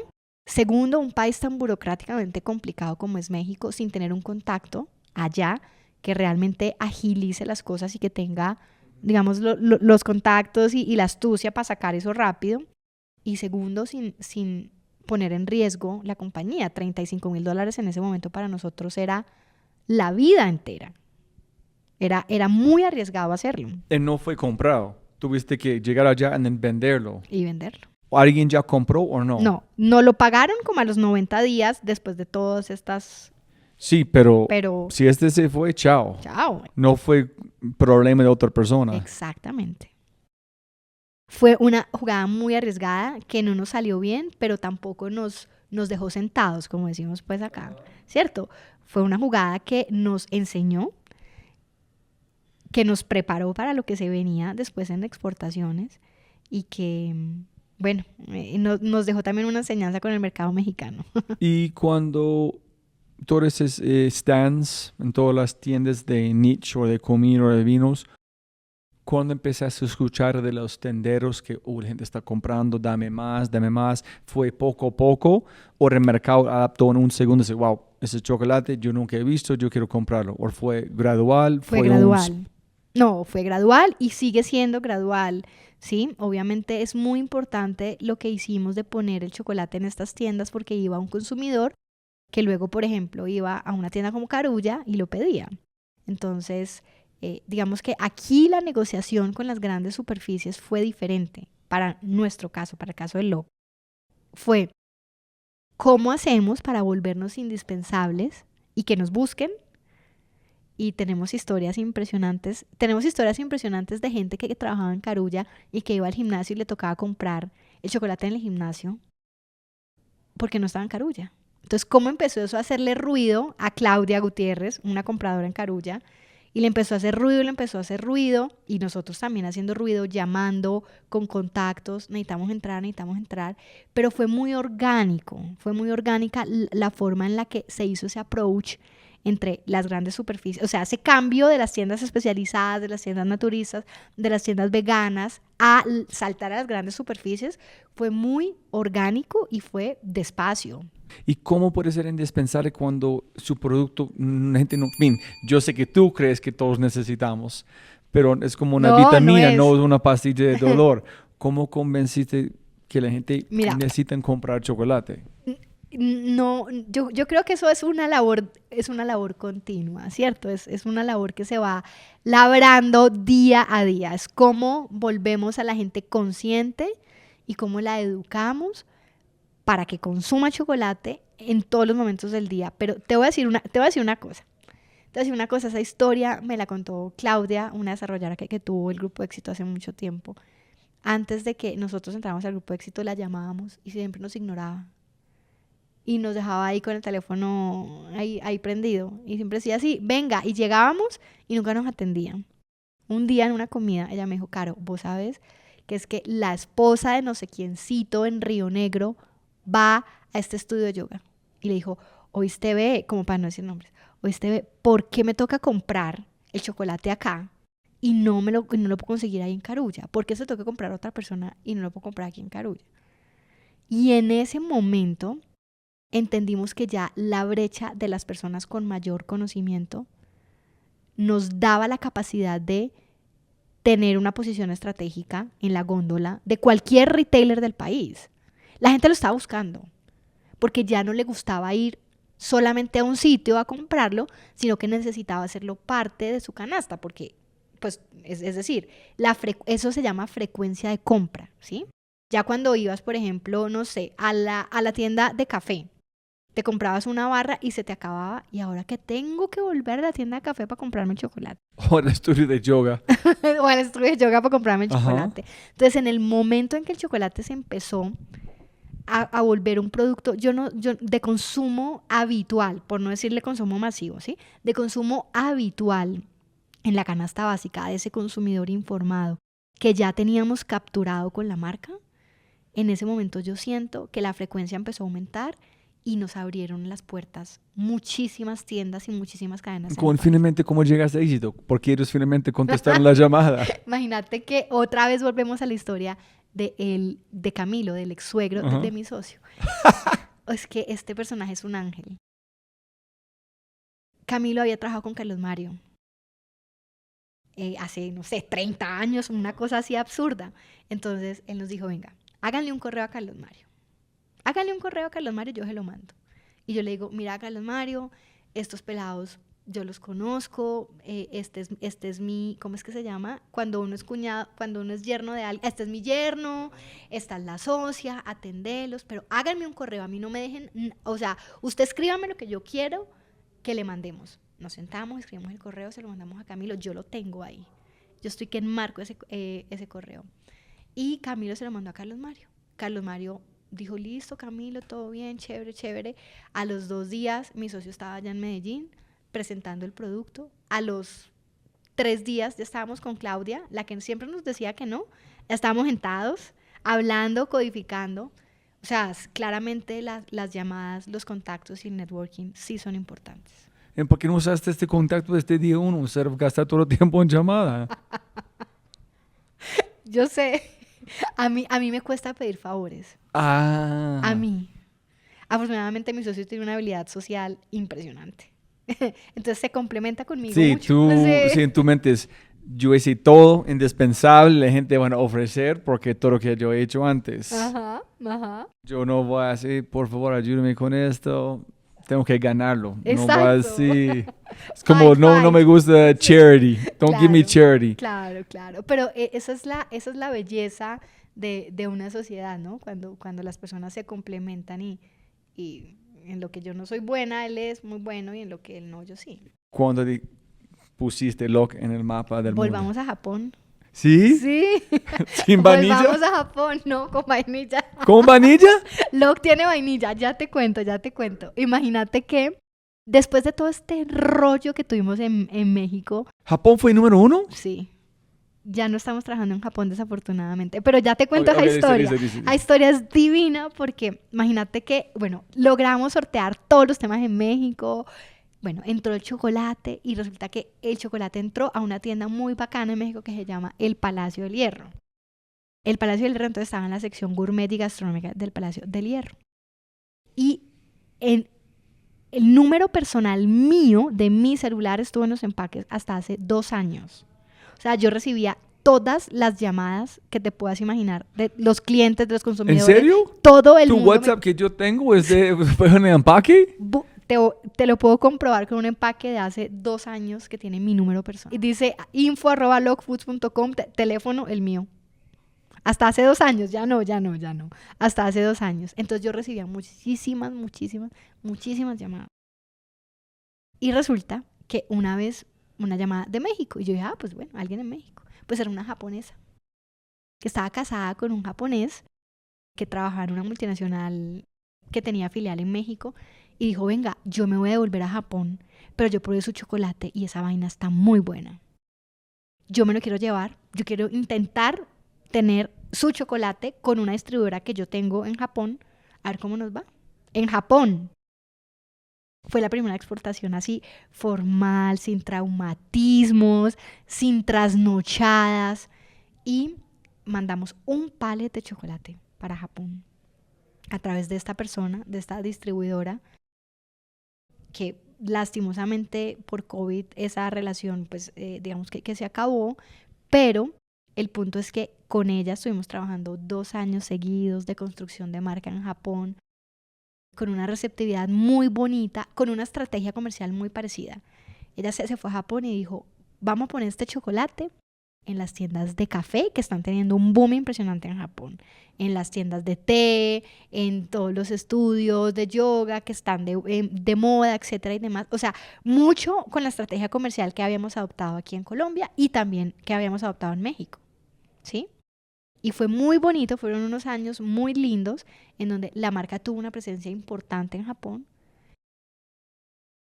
Y ya es historia patria porque hoy no estamos en Japón. Pero fue gracias a poner su número personal en un bar de chocolate. No te imaginas la cantidad de historias que tengo de tener mi número personal y llamarme. ¿Por qué decidiste hacerlo en el principio? Porque no teníamos número corporativo. ¿No tuviste un hotline, un helpline, un IA de agentes? No, te lo juro que a mí me llamaban a cualquier hora y me llamaban personas a ponerme quejas, a felicitarme, a pedirme producto. Era una cosa impresionante. Entonces fue como roulette de contestar tu teléfono. Yo contestaba todo.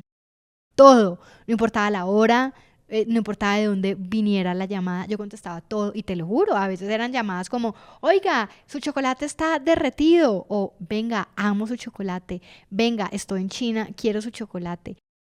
Quiero ser distribuidor suyo en Neiva.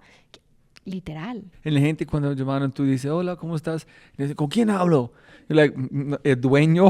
Sí, como... literal, hablas con Carolina, la dueña de sí, tal cual. Pero ellos pensaban como es un helper, un asistente, un call center, cuando ellos llamaban. Yo no estoy tan segura, yo creo que jamás imaginaran que era mi número personal. Sí, te llaman un call center. Hey, dame otro chocolate, compré por un cumpleaños, pero como fundida.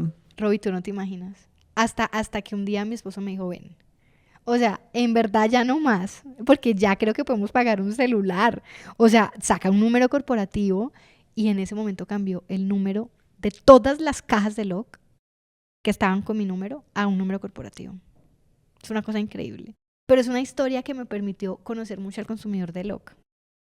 ¿Cierto? Gracias a ese acceso que yo tuve de responder llamadas, de saber por qué la gente me llamaban y me decían, no, es que me parece que su chocolate sabe feo, o me encanta su chocolate porque sabe diferente al suizo, o porque no me explica por qué el suyo no tiene leche. O sea, yo tuve la oportunidad de interactuar con el consumidor en repetidas ocasiones gracias a eso. Cuéntame más esto. ¿Tomaste unas decisiones importantes gracias a una llamada que alguien que tuvo su número? ¿Cómo qué? Desarrollo de producto, por ejemplo.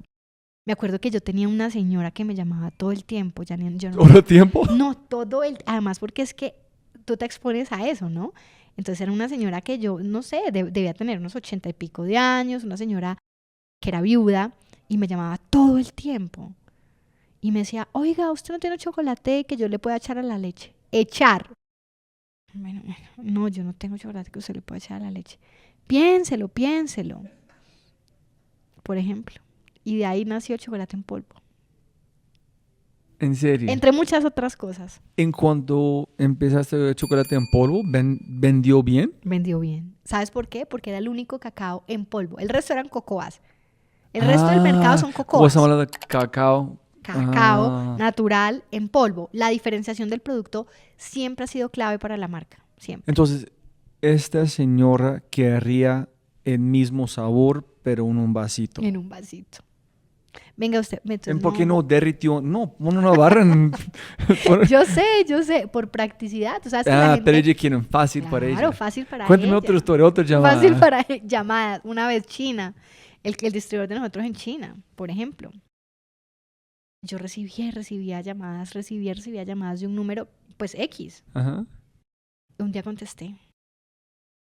No, es que mire, yo compré un chocolate en el aeropuerto El Dorado. Y yo quiero traérmelo para China. Yo no sé nada de alimentos. No sé nada de chocolate, pero tengo las ganas de traer esto porque todo el mundo al que se lo he dado, llevé café y chocolate. Y todo el mundo al que yo le di el chocolate me dijo, ¿en dónde lo compro? ¿En dónde lo compro? Y hoy en día, 4 años después, es el distribuidor oficial de nosotros en China por una llamada y por una comprada de una barra de chocolate en el aeropuerto El Dorado. Con mi número. Y Holy así, shit. pero es que me puedo quedar acá contándote toda la historia. ¿Cómo que abriste el quieras. mercado en China? No puse mi número personal en mi una barra número. de chocolate.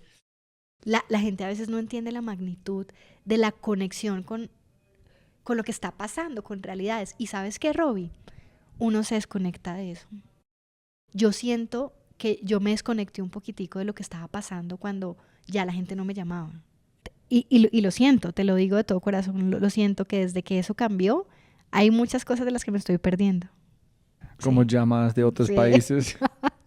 Por ejemplo, ¿En cómo se llama esa persona? el distribuidor se llama Li Xiao. Sí. Tony Lee, le decimos en Tony español. Lee. Sí, Li Xiao. ¿Él es lo uno que compró el chocolate en el aeropuerto? En el aeropuerto, él.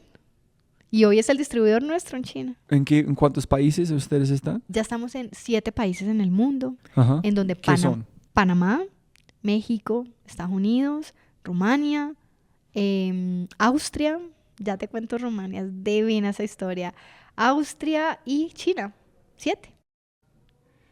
Entonces, tengo que entender si Estados Unidos yo entiendo, Ujú. pero Rumania y Austria. fue una estrategia de hay un mercado, una oportunidad grande de chocolates en Rumania y en Australia. No, nada que ver. Llamadas. Otra vez, hay unos colombianos que están llevando productos latinoamericanos a Rumania porque hay un tipo rumano que vive en Colombia y que vio una oportunidad increíble con los productos colombianos y latinos. Entonces, él empezó a buscar empresas colombianas que tuvieran la capacidad de exportar, ¿sí? Una amiga mía que trabajaba en otra empresa de chocolate ya le estaba exportando. Recibimos una llamada de ellos, nos dijeron, mire, queremos conocer su producto sin compromiso, mándenos a Timisoara, a nuestras bodegas, a nuestras oficinas principales, muestras de los productos que ustedes tengan, hacemos una evaluación, un panel sensorial, mándenos precios, a ver qué pasa. A Rumania. A Rumania, a Ma- Timisoara, la capital. ¿Cuánto producto tuviste que enviar? Mandamos, haz de cuenta, unos 7 kilos, como 3 o 4 unidades por referencia. ¿Para qué? Para que probaran los diferentes porcentajes de cacao. Obviamente hicimos una reunioncita antes con ellos para poder entender quiénes eran, porque pues no es fácil. No es ¿Estudiaste fácil. el mercado un poquito de la Rumania antes? Exacto, pregunté. Yo esa ¿Le llamada al gustan amigo, vanilla? esa llamada a un amigo es súper importante, o una llamada a una amiga. Entonces en ese momento llamé a una amiga que ya les estaba vendiendo y les dije, oíste Mari, esta persona, es que yo no la conozco, ¿será que es confiable? Me decía, Caro, pues yo llevo trabajando con el hombre como 3 meses y me ha ido bien. Y así arrancamos. Hoy en día, los contenedores refrigerados que mandamos a Europa salen de Colombia a Timisoara, en Rumania, y tenemos un mercado divino con chocolates sin azúcar, con chocolates 70 y con chocolates con frutas deshidratadas, el de piña mango, el de café tostado y el de arándanos con sal en Rumania, vendiéndose súper bacano. Una persona busca una oportunidad de brindar un valor de Colombia a exterior. Y ya. ¿Y Austria, la misma cosa? Austria es un cuento más bacano. Resulta que en Panamá nosotros tenemos una distribuidora divina, Paola. Paola es un ser de luz, ella, y además es una emprendedora metelona, tiene un emprendimiento de postres saludables en Panamá. Y bueno, también dijo, yo quiero traer Loca a Panamá, llevamos Loca a Panamá, y su hermano, vivía en Austria. Y su hermano dijo, yo quiero traer Loca a Austria, yo quiero traer Loca a Austria. Austria no era un mercado foco nuestro porque nosotros teníamos una oficina comercial. Nosotros teníamos una oficina comercial en Francia, en París. Nosotros teníamos Log Foods France, que hoy no existe porque pues obviamente es un mercado muy, muy complicado. Hace 2 años cerramos esa operación, pero la oportunidad en Europa estaba muy vigente, estaba muy latente, nos llamaban muchísimo de ProColombia, de las embajadas, por ejemplo, para que le vendiéramos chocolate. Y Paola dijo, mi hermano vive en Austria, mi hermano quiere llevar el chocolate. Morris empezó a llevar el chocolate. Cuando cerramos la oficina en Francia, le mandamos todo el inventario que teníamos en París a Viena. Allá él montó una operación muy bien organizada, súper rentable. Y hoy atendemos Europa desde Austria. ¿Cuántos lugares en Europa está comprando su chocolate? En este momento está Alemania, Inglaterra, algunos clientes en Francia quedaron después de ese desarrollo, básicamente, y Austria. Básicamente, estábamos en conversaciones con algunas empresas españolas, pero no, son esos. ¿Hay un otro lugar que es súper importante por ustedes, que es tu próximo paso? No, yo siento que con los mercados que hoy tenemos y la estrategia es profundidad. Profundidad. No nos sirve tener un poquito acá, un poquito acá, un poquito acá, un poquito acá. Profundidad. Entonces ya estamos en Estados Unidos, profundidad en Estados Unidos. Ya estamos en México, profundidad en México. Ya estamos en Panamá, profundidad en Panamá. Porque los recursos no son ilimitados. Entonces digamos que mi estrategia siempre ha sido conseguir un buen distribuidor que se apodere, se enamore y se apropie de la marca y que le pueda dar profundidad de portafolio y estabilidad en el tiempo al negocio. ¿Y no en Chile? Chile estamos en Cencosud. Le vendemos a Cencosud, pero es un mercado difícil. Tú sabes que yo aprendí ayer con Alianza Team, ellos consumen más pan de cualquier otro país en el mundo. Son líderes en como consumir pan. Y consumen mucho chocolate también. Sí, estás pensando, pan y chocolate es como peanut butter and jelly. Bandeja paisa, ya. Yo sé, es un mercado difícil, pero yo siento más que un mercado difícil, es un mercado en el que no hemos podido encontrar un distribuidor que nos dé esa estabilidad en el tiempo, esa profundidad de portafolio que queremos. Porque estamos en Cencosud, vendemos en Cencosud. Ayer me llegaron un par de fotos, el producto exhibido en Cencosud, en Chile. Entonces, ¿cuándo empezaste a pensar en la parte de sostenibilidad para cómo aterrizar la conversación? Listo. Desde el día 1, la idea de poder aportarle a las comunidades cacauteras del país fue una prioridad. Colombia, pues siempre ha sido un país cafetero. ¿Tú sabes la historia del café? No, cuéntame. Gracias a mosquitos. Mosquitos, sí. Eso que dijo Juan Carlos Echeverry, dijo ¿verdad? Que cuando la gente llegaron aquí, los mosquitos de malaria están matando a toda la gente. Entonces, ¿qué hicieron? Subir para ir en llegar a un lugar donde crecen el café, la gente compraba en dólares el café, y allá nació el mercado. Por como la fuga de las personas que no morir de mordiscos de mosquitos. No sabía. Pues imagínate que Colombia siempre ha sido un país cafetero. o lastimosamente relacionado con cultivos ilícitos Ajá. también durante muchos años. El cacao empezó a tener como esa importancia en el escenario global cuando Venezuela sale digamos, de la escena cacaotera del mundo. Porque Venezuela tenía unos cultivos divinos de cacao, cacaos criollos, así como en invernaderos, en greenhouses, y tenían un reconocimiento en el mundo súper importante. Huh. Venezuela sale de la escena cacaotera y Colombia entra a suplir esos pequeños espacios en donde hay un consumidor que sabe ya que el cacao es amazónico, que el cacao bueno viene de Ecuador, viene de Venezuela y pues de pronto también de Colombia porque está ahí al lado, ¿cierto? Eso era como por intuición, ¿sí? Y bueno, y el país empezó a hablar de cacao, digamos que empezamos a tener excedentes suficientes de cacao para no todo tomárnoslo, porque es que Colombia todo lo que produce se lo toma, ¿sí? Entonces empezamos a tener excedentes suficientes de cacao para transformarlo y Colombia empezó a tener un spot chévere en la industria cacaotera, ¿cierto? Digamos que siempre enfocado el discurso de cara al mundo a que los cultivos ilícitos de Colombia han sido sustituidos por cacao, ¿sí? En donde las regiones cacaoteras pues son regiones que han sido afectadas por el conflicto armado durante muchísimos años y hoy tienen en el cacao una opción rentable y de paz en el largo plazo. Entonces nosotros como compañía, ¿cómo nos íbamos a integrar con esas comunidades? A través de fundaciones, a través de asociaciones de cacaoteros, para poder enseñarles, y yo creo que es parte de lo que nosotros llevamos al campo, es cómo les enseñamos a los agricultores, por ejemplo, a hacer más rentables sus cultivos, a que las productividades por hectárea sean mejores.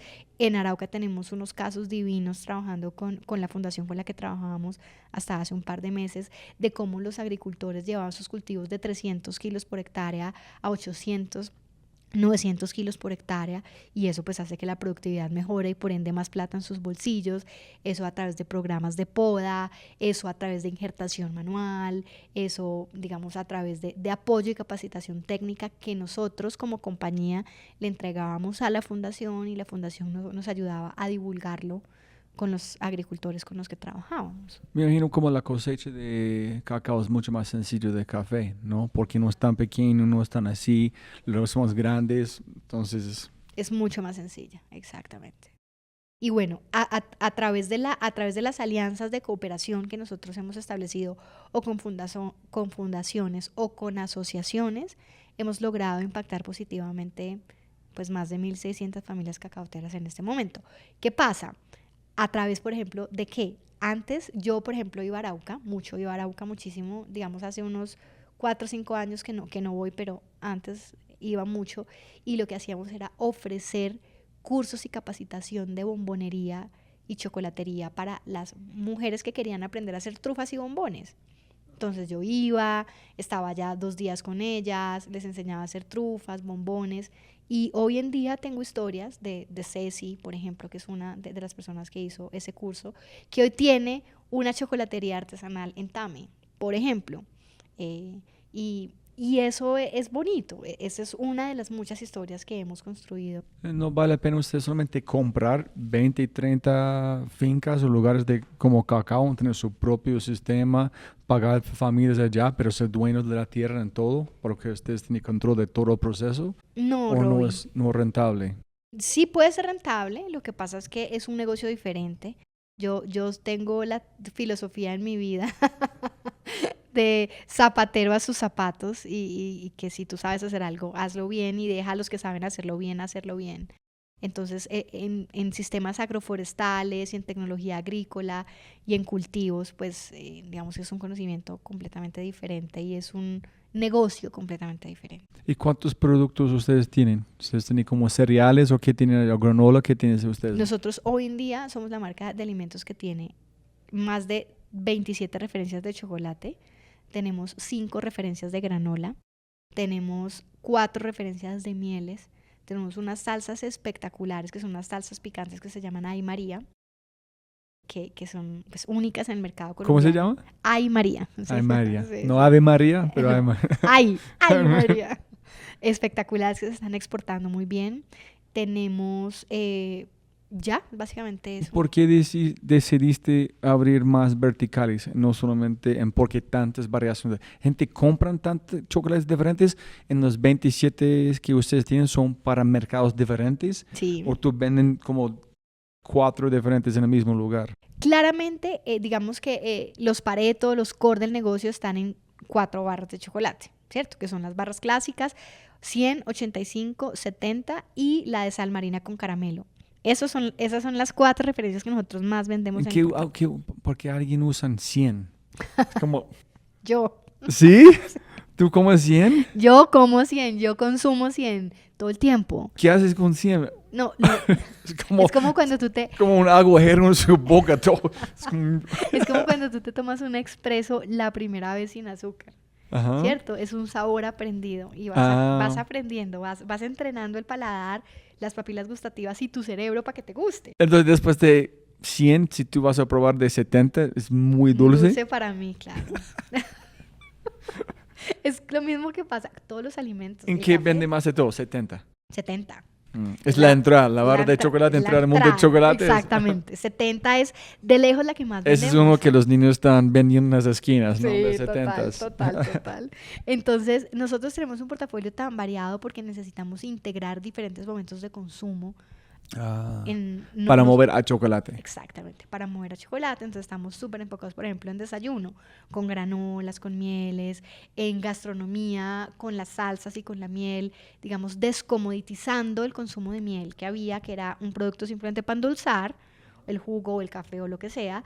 Descomoditizamos su uso y lo metimos en la gastronomía para, obviamente, hacer vinagretas, para acompañar con frutos secos, con quesos maduros, bueno, para comer con pizza, bueno.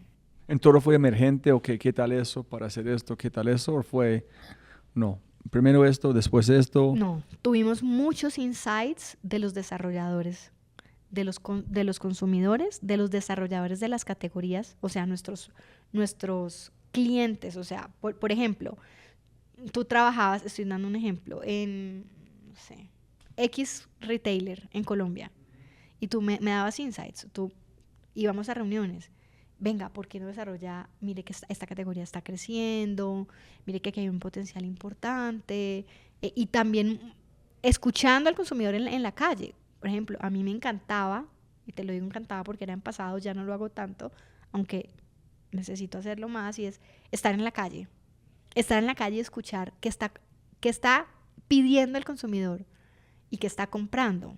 Y de ahí sacamos unos insights impresionantes. Granola era una categoría en la que cereales crecía, cereal. Entonces el cereal de combate, ¿cierto? El cereal que vende azúcar. Pero la categoría de granola, por ejemplo, no estaba tan desarrollada en Colombia.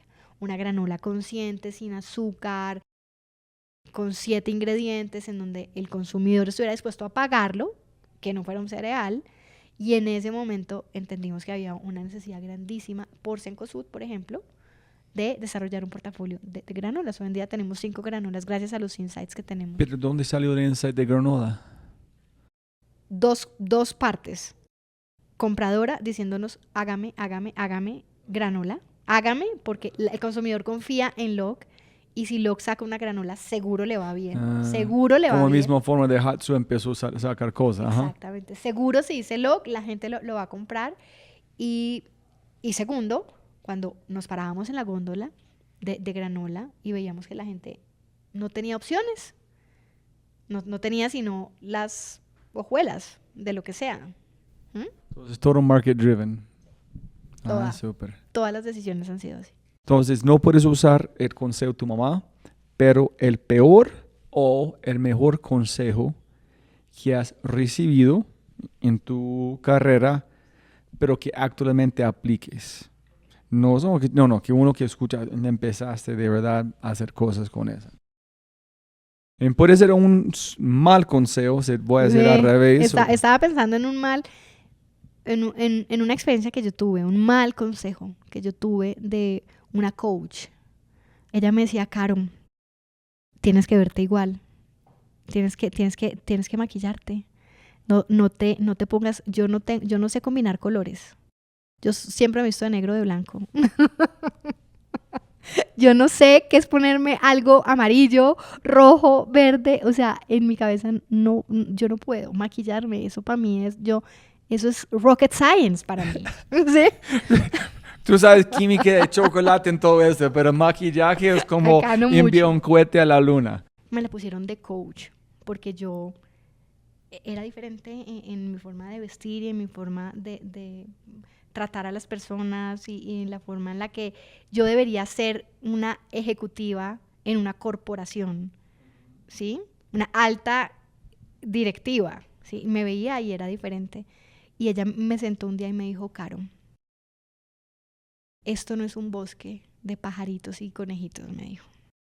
Necesito que empieces a comportarte como una ejecutiva real. Me sentó y me dijo, si no cambias tu forma de vestirte, si no cambias tu forma, la cordialidad es chévere hasta cierto punto, si no cambias la forma en la que te ves, no vas a progresar.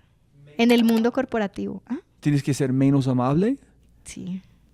Ese que diciendo, no entendí Sí, la parte de sí. cordialidad, La cordialidad tiene un límite, porque de ser amigos. Exacto. Más como...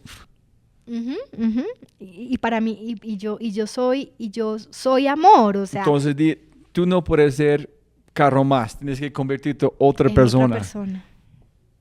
Hoy nos sentamos a charlar, en estos días me la encontré tomándome un café y yo le decía, menos mal yo no te escuché, porque No escuchaste. no escuché, Eso no cambia así un cantidad de tiempo. porque no hubiera sido yo. Robbie, ella me decía, tú piensas que vives en un bosque con animalitos y pajaritos y que todo el mundo es bueno. Y me decía, en el mundo corporativo no vas a pasar de donde estás si sigues así. Y efectivamente, no, sí, hoy no me pasó. vas a armar tu propio imperio de chocolate. Exactamente. Pero es una buena anécdota y yo la cuento mucho y cuando estoy con ella, digamos que hoy es una anécdota de la que sacamos aprendizajes, pero me dolió impresionante, no te imaginas, porque fueron meses repitiéndome lo mismo. Era coach. Una incepción en Era su mi mente. coach. Yo llegaba a la casa con un conflicto de personalidad. Yo decía, pero es que yo no puedo ser como soy. Y mi esposo me decía, ¿tú estás loca? O sea, ignora. Y yo, mi amor, pero es que es una coach profesional, pero es que me la están pagando. Pero es que, o sea, yo tengo que escucharla. Menos mal no. ¿Has leído el libro de Juan Pablo Velázquez de Rebeldes y Respetuosos? No. ¿Me lo recomiendas? Sí, vale la Gracias. pena leer, porque yo hablé un parte sobre esto en este podcast en el audio, como es que... Sí, él dijo, no, es como si alguien dice, no. Entonces, si cuentan una buena historia sobre su papá en su aniversario, algo allá, en su papá están como ellos, como no sé, 50 años de matrimonio, no sé cuál fue el evento, algo muy especial para su familia. Él y su hermana armaron una fiesta grande por su familia, en su papá en pantalonetas. Entonces la gente llegaron como súper vestido. Y digo, mamá, no vas a matar a papá, no, pues no, jamás. Entonces, si yo voy a contar a él cómo deben vestirse, él va a ser bravo conmigo, yo no voy a disfrutar la fiesta, él están felices allá, entonces pero la gente tratan de ponerte una caja así. Y tú nunca sabes que, uy, putas, de verdad tengo que hacerlo porque quiero lograr más importante. Claro, claro. Es ese Inception que Disonancia cognitiva, todo pero mal. En este abismo de... En cuando finalmente dijiste, perdón, pero like, fuck this, voy a decir, ¿cuánto tiempo? 2 meses de... No. Eso fue digamos que todo este coaching se llevó como 8 o 10 meses de mi vida. Y más o menos entre el tiempo en el que yo ya dije, se acabó esto, no quiero más mundo corporativo, no quiero estar más acá, ya no más. Un poco yo creo que fue muy propenso por todas estas conversaciones que estaba teniendo. ¿Sabes que no había conectado eso nunca?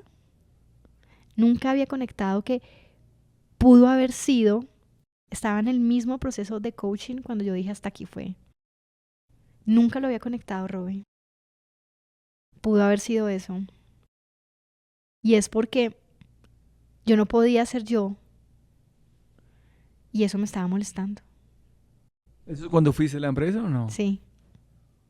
Nunca había hecho esa posiblemente conexión. ella fue un Sí, empujoncito que como, dije, este lugar no es para no vos. es para mí, claro. Entonces fue literalmente el mejor, peor consejo. Oye, O el sí. peor, mejor consejo que ha recibido en su vida. Oye, qué nota, no había conectado ese momento con una decisión tan importante en mi vida. Y seguro están relacionadas porque fueron en el mismo tiempo. Sí, porque posiblemente ella vio algo que le cambió la empresa, que esta empresa va por aquí, si tú quieres futuro aquí. Entonces, tienes que decir gracias a este consejo terrible que lo que existe, ¿no? Seguro. Lao Shiur, ¿cómo se llama en China? Importante. Como el efecto mariposa. Ah, sí. Gente estaban comiendo loca en China gracias a un consejo de un coach en un momento en tiempo. Fue la ruptura en la línea de... Increíble, Roy. No había hecho esta conexión. Y pensando, ese es un big reach, pero cuando yo veo Loki, yo siempre pienso en Loki, como la serie, como las líneas de tiempo. Entonces, oye, sí. Interesante. Listo. ¿Cuándo fue la última vez que vos cambiaste tu mente de una forma radicalmente? Es decir, antes tú pensaste algo fue terrible o este es increíble, y entonces, es como las cosas cuando tú aprendes algo, es como en inglés se llama today years old. Es como renaciste porque, ¿cómo yo no fui capaz de entender esto después de tanto tiempo en... Robbie, yo siento que esto es yo todo el tiempo estoy aprendiendo, pero un punto radical, todo el tiempo. Radical, no normal. Un punto radical en mi vida es cuando yo sentí que no tenía control de mis decisiones, porque estaba dejándome llevar por los consejos de muchas personas. Preguntaba, validaba mucho una decisión, validaba mucho mis acciones con las personas. Un poco seguro que venía desde un desconocimiento o desde un miedo, ¿cierto? Entonces me tocó arrancar un proceso importante de autodescubrimiento para dejar de validarme con las personas que me rodeaban y entregarme y otorgarme el valor real que tenía como persona, como profesional, como madre, como hija. Cuando yo empecé a dejar de validar todas mis opiniones y todas mis acciones con las personas que me rodeaban, mi vida tuvo un cambio radical. Fui mucho más asertiva. ¿Cuándo fue? ¿Por qué hiciste? Porque no suena como estás validando todo el tiempo si arrancaste una empresa de chocolate en múltiples países. Así lo sentía yo. Y te lo digo, ese despertar fue hace más o menos unos 3 años. No fue hace mucho. ¿Cuál fue el catalizador o la razón? Cuando yo sentía que por intuición las cosas me salían mejor.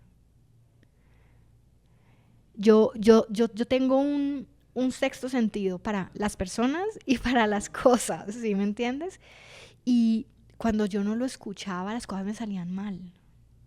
Y cuando yo validaba todo, o con mi socio, o con mi esposo, o la llamada de un amigo, había algo que no me dejaba ser libre, que no me dejaba sentir y validar la intuición que siempre me había marcado el camino. Es que obviamente yo siempre he marcado el camino por la intuición. Siempre. Yo cuando algo siento que está bien, voy por ese camino. Sin embargo, lo validaba. Ok. Y tú dices, no más. No más. ¿En cuál? Entonces, antes yo entiendo en cómo estás en este momento. ¿Cuál es la que cambió? Estoy confiando en mi capacidad, en mi conocimiento, en mi autodescubrimiento. Estoy confiando en que tengo las herramientas, el conocimiento y la experiencia para labrar el camino sin validación. Y eso me ha cambiado, me ha vuelto una mujer segura. Yo siempre he brillado. Y te lo digo con humildad. La gente que me rodea siempre se le pega un poquito del brillo que yo irradio. Ahora, después de dejar de validar tanto, y hace 3 años que dije, fuck, no más, empecé a brillar aún más. Empecé a verme más. Es diferente, ver su propio brillo. No ver un reflejo de otras personas, pero exactamente, ese es que yo veo, es porque yo estoy entregando este. Es muy raro. ¿Por qué crees que tú te sentiste este vacío? Robbie, yo creo que es el famoso impostor o impostora, en el caso de las mujeres, ¿no? Pues... Pero impostor con una empresa gigante después de 12 años de éxito. Por eso es que el tiempo y la experiencia es lo que te da esa fortaleza para decir, ni mierda, no más, hasta aquí fue. A mí nadie me va a validar lo que yo soy, ni lo que pienso, ni lo que tengo, ni lo que he hecho, ¿sí? Pero es algo es un síndrome real, que no solo nos pasa. Yo siento que en la mujer es un poco más incisivo que en un hombre. Sin embargo, llega un punto en el que tú dices, ya no más. Porque si no, el brillo mío se va a convertir en una sombra. En una sombra, ni la berraca. Y salir de la sombra es muy duro. Genial. ¿Sí? ¿Algo que olvidamos de mencionar? No, agradecerte. Solamente tenemos 2 horas y 6 minutos en este momento. Pasó rápido, ¿no? Rapidísimo. Robbie, agradecerte por estar acá conmigo. De verdad estoy muy contenta de este espacio. Me siento hablando contigo como si te conociera toda la vida. No, sí, fue muy Sí. especial. Entonces Gracias. ya tengo ganas de, pucha, quiero como un chocolate, un vino de este momento. Madre. Ahí tenemos, ahora nos traen. Listo. Ahora nos Siempre traen. puedes ganar más plata, no más tiempo. Muchas gracias por su tiempo. Gracias. Siempre puedes ganar más plata, pero no más tiempo. Así, si tienes un momento, por favor, suscríbete y deja una reseña en Spotify. Échale un vistazo. Dale like y suscríbete en YouTube. Y como siempre, si te gusta el podcast, déjale un hermoso mensaje para los invitados. Con ese dicho, nos vemos en el próximo episodio. Chau, chau, chau.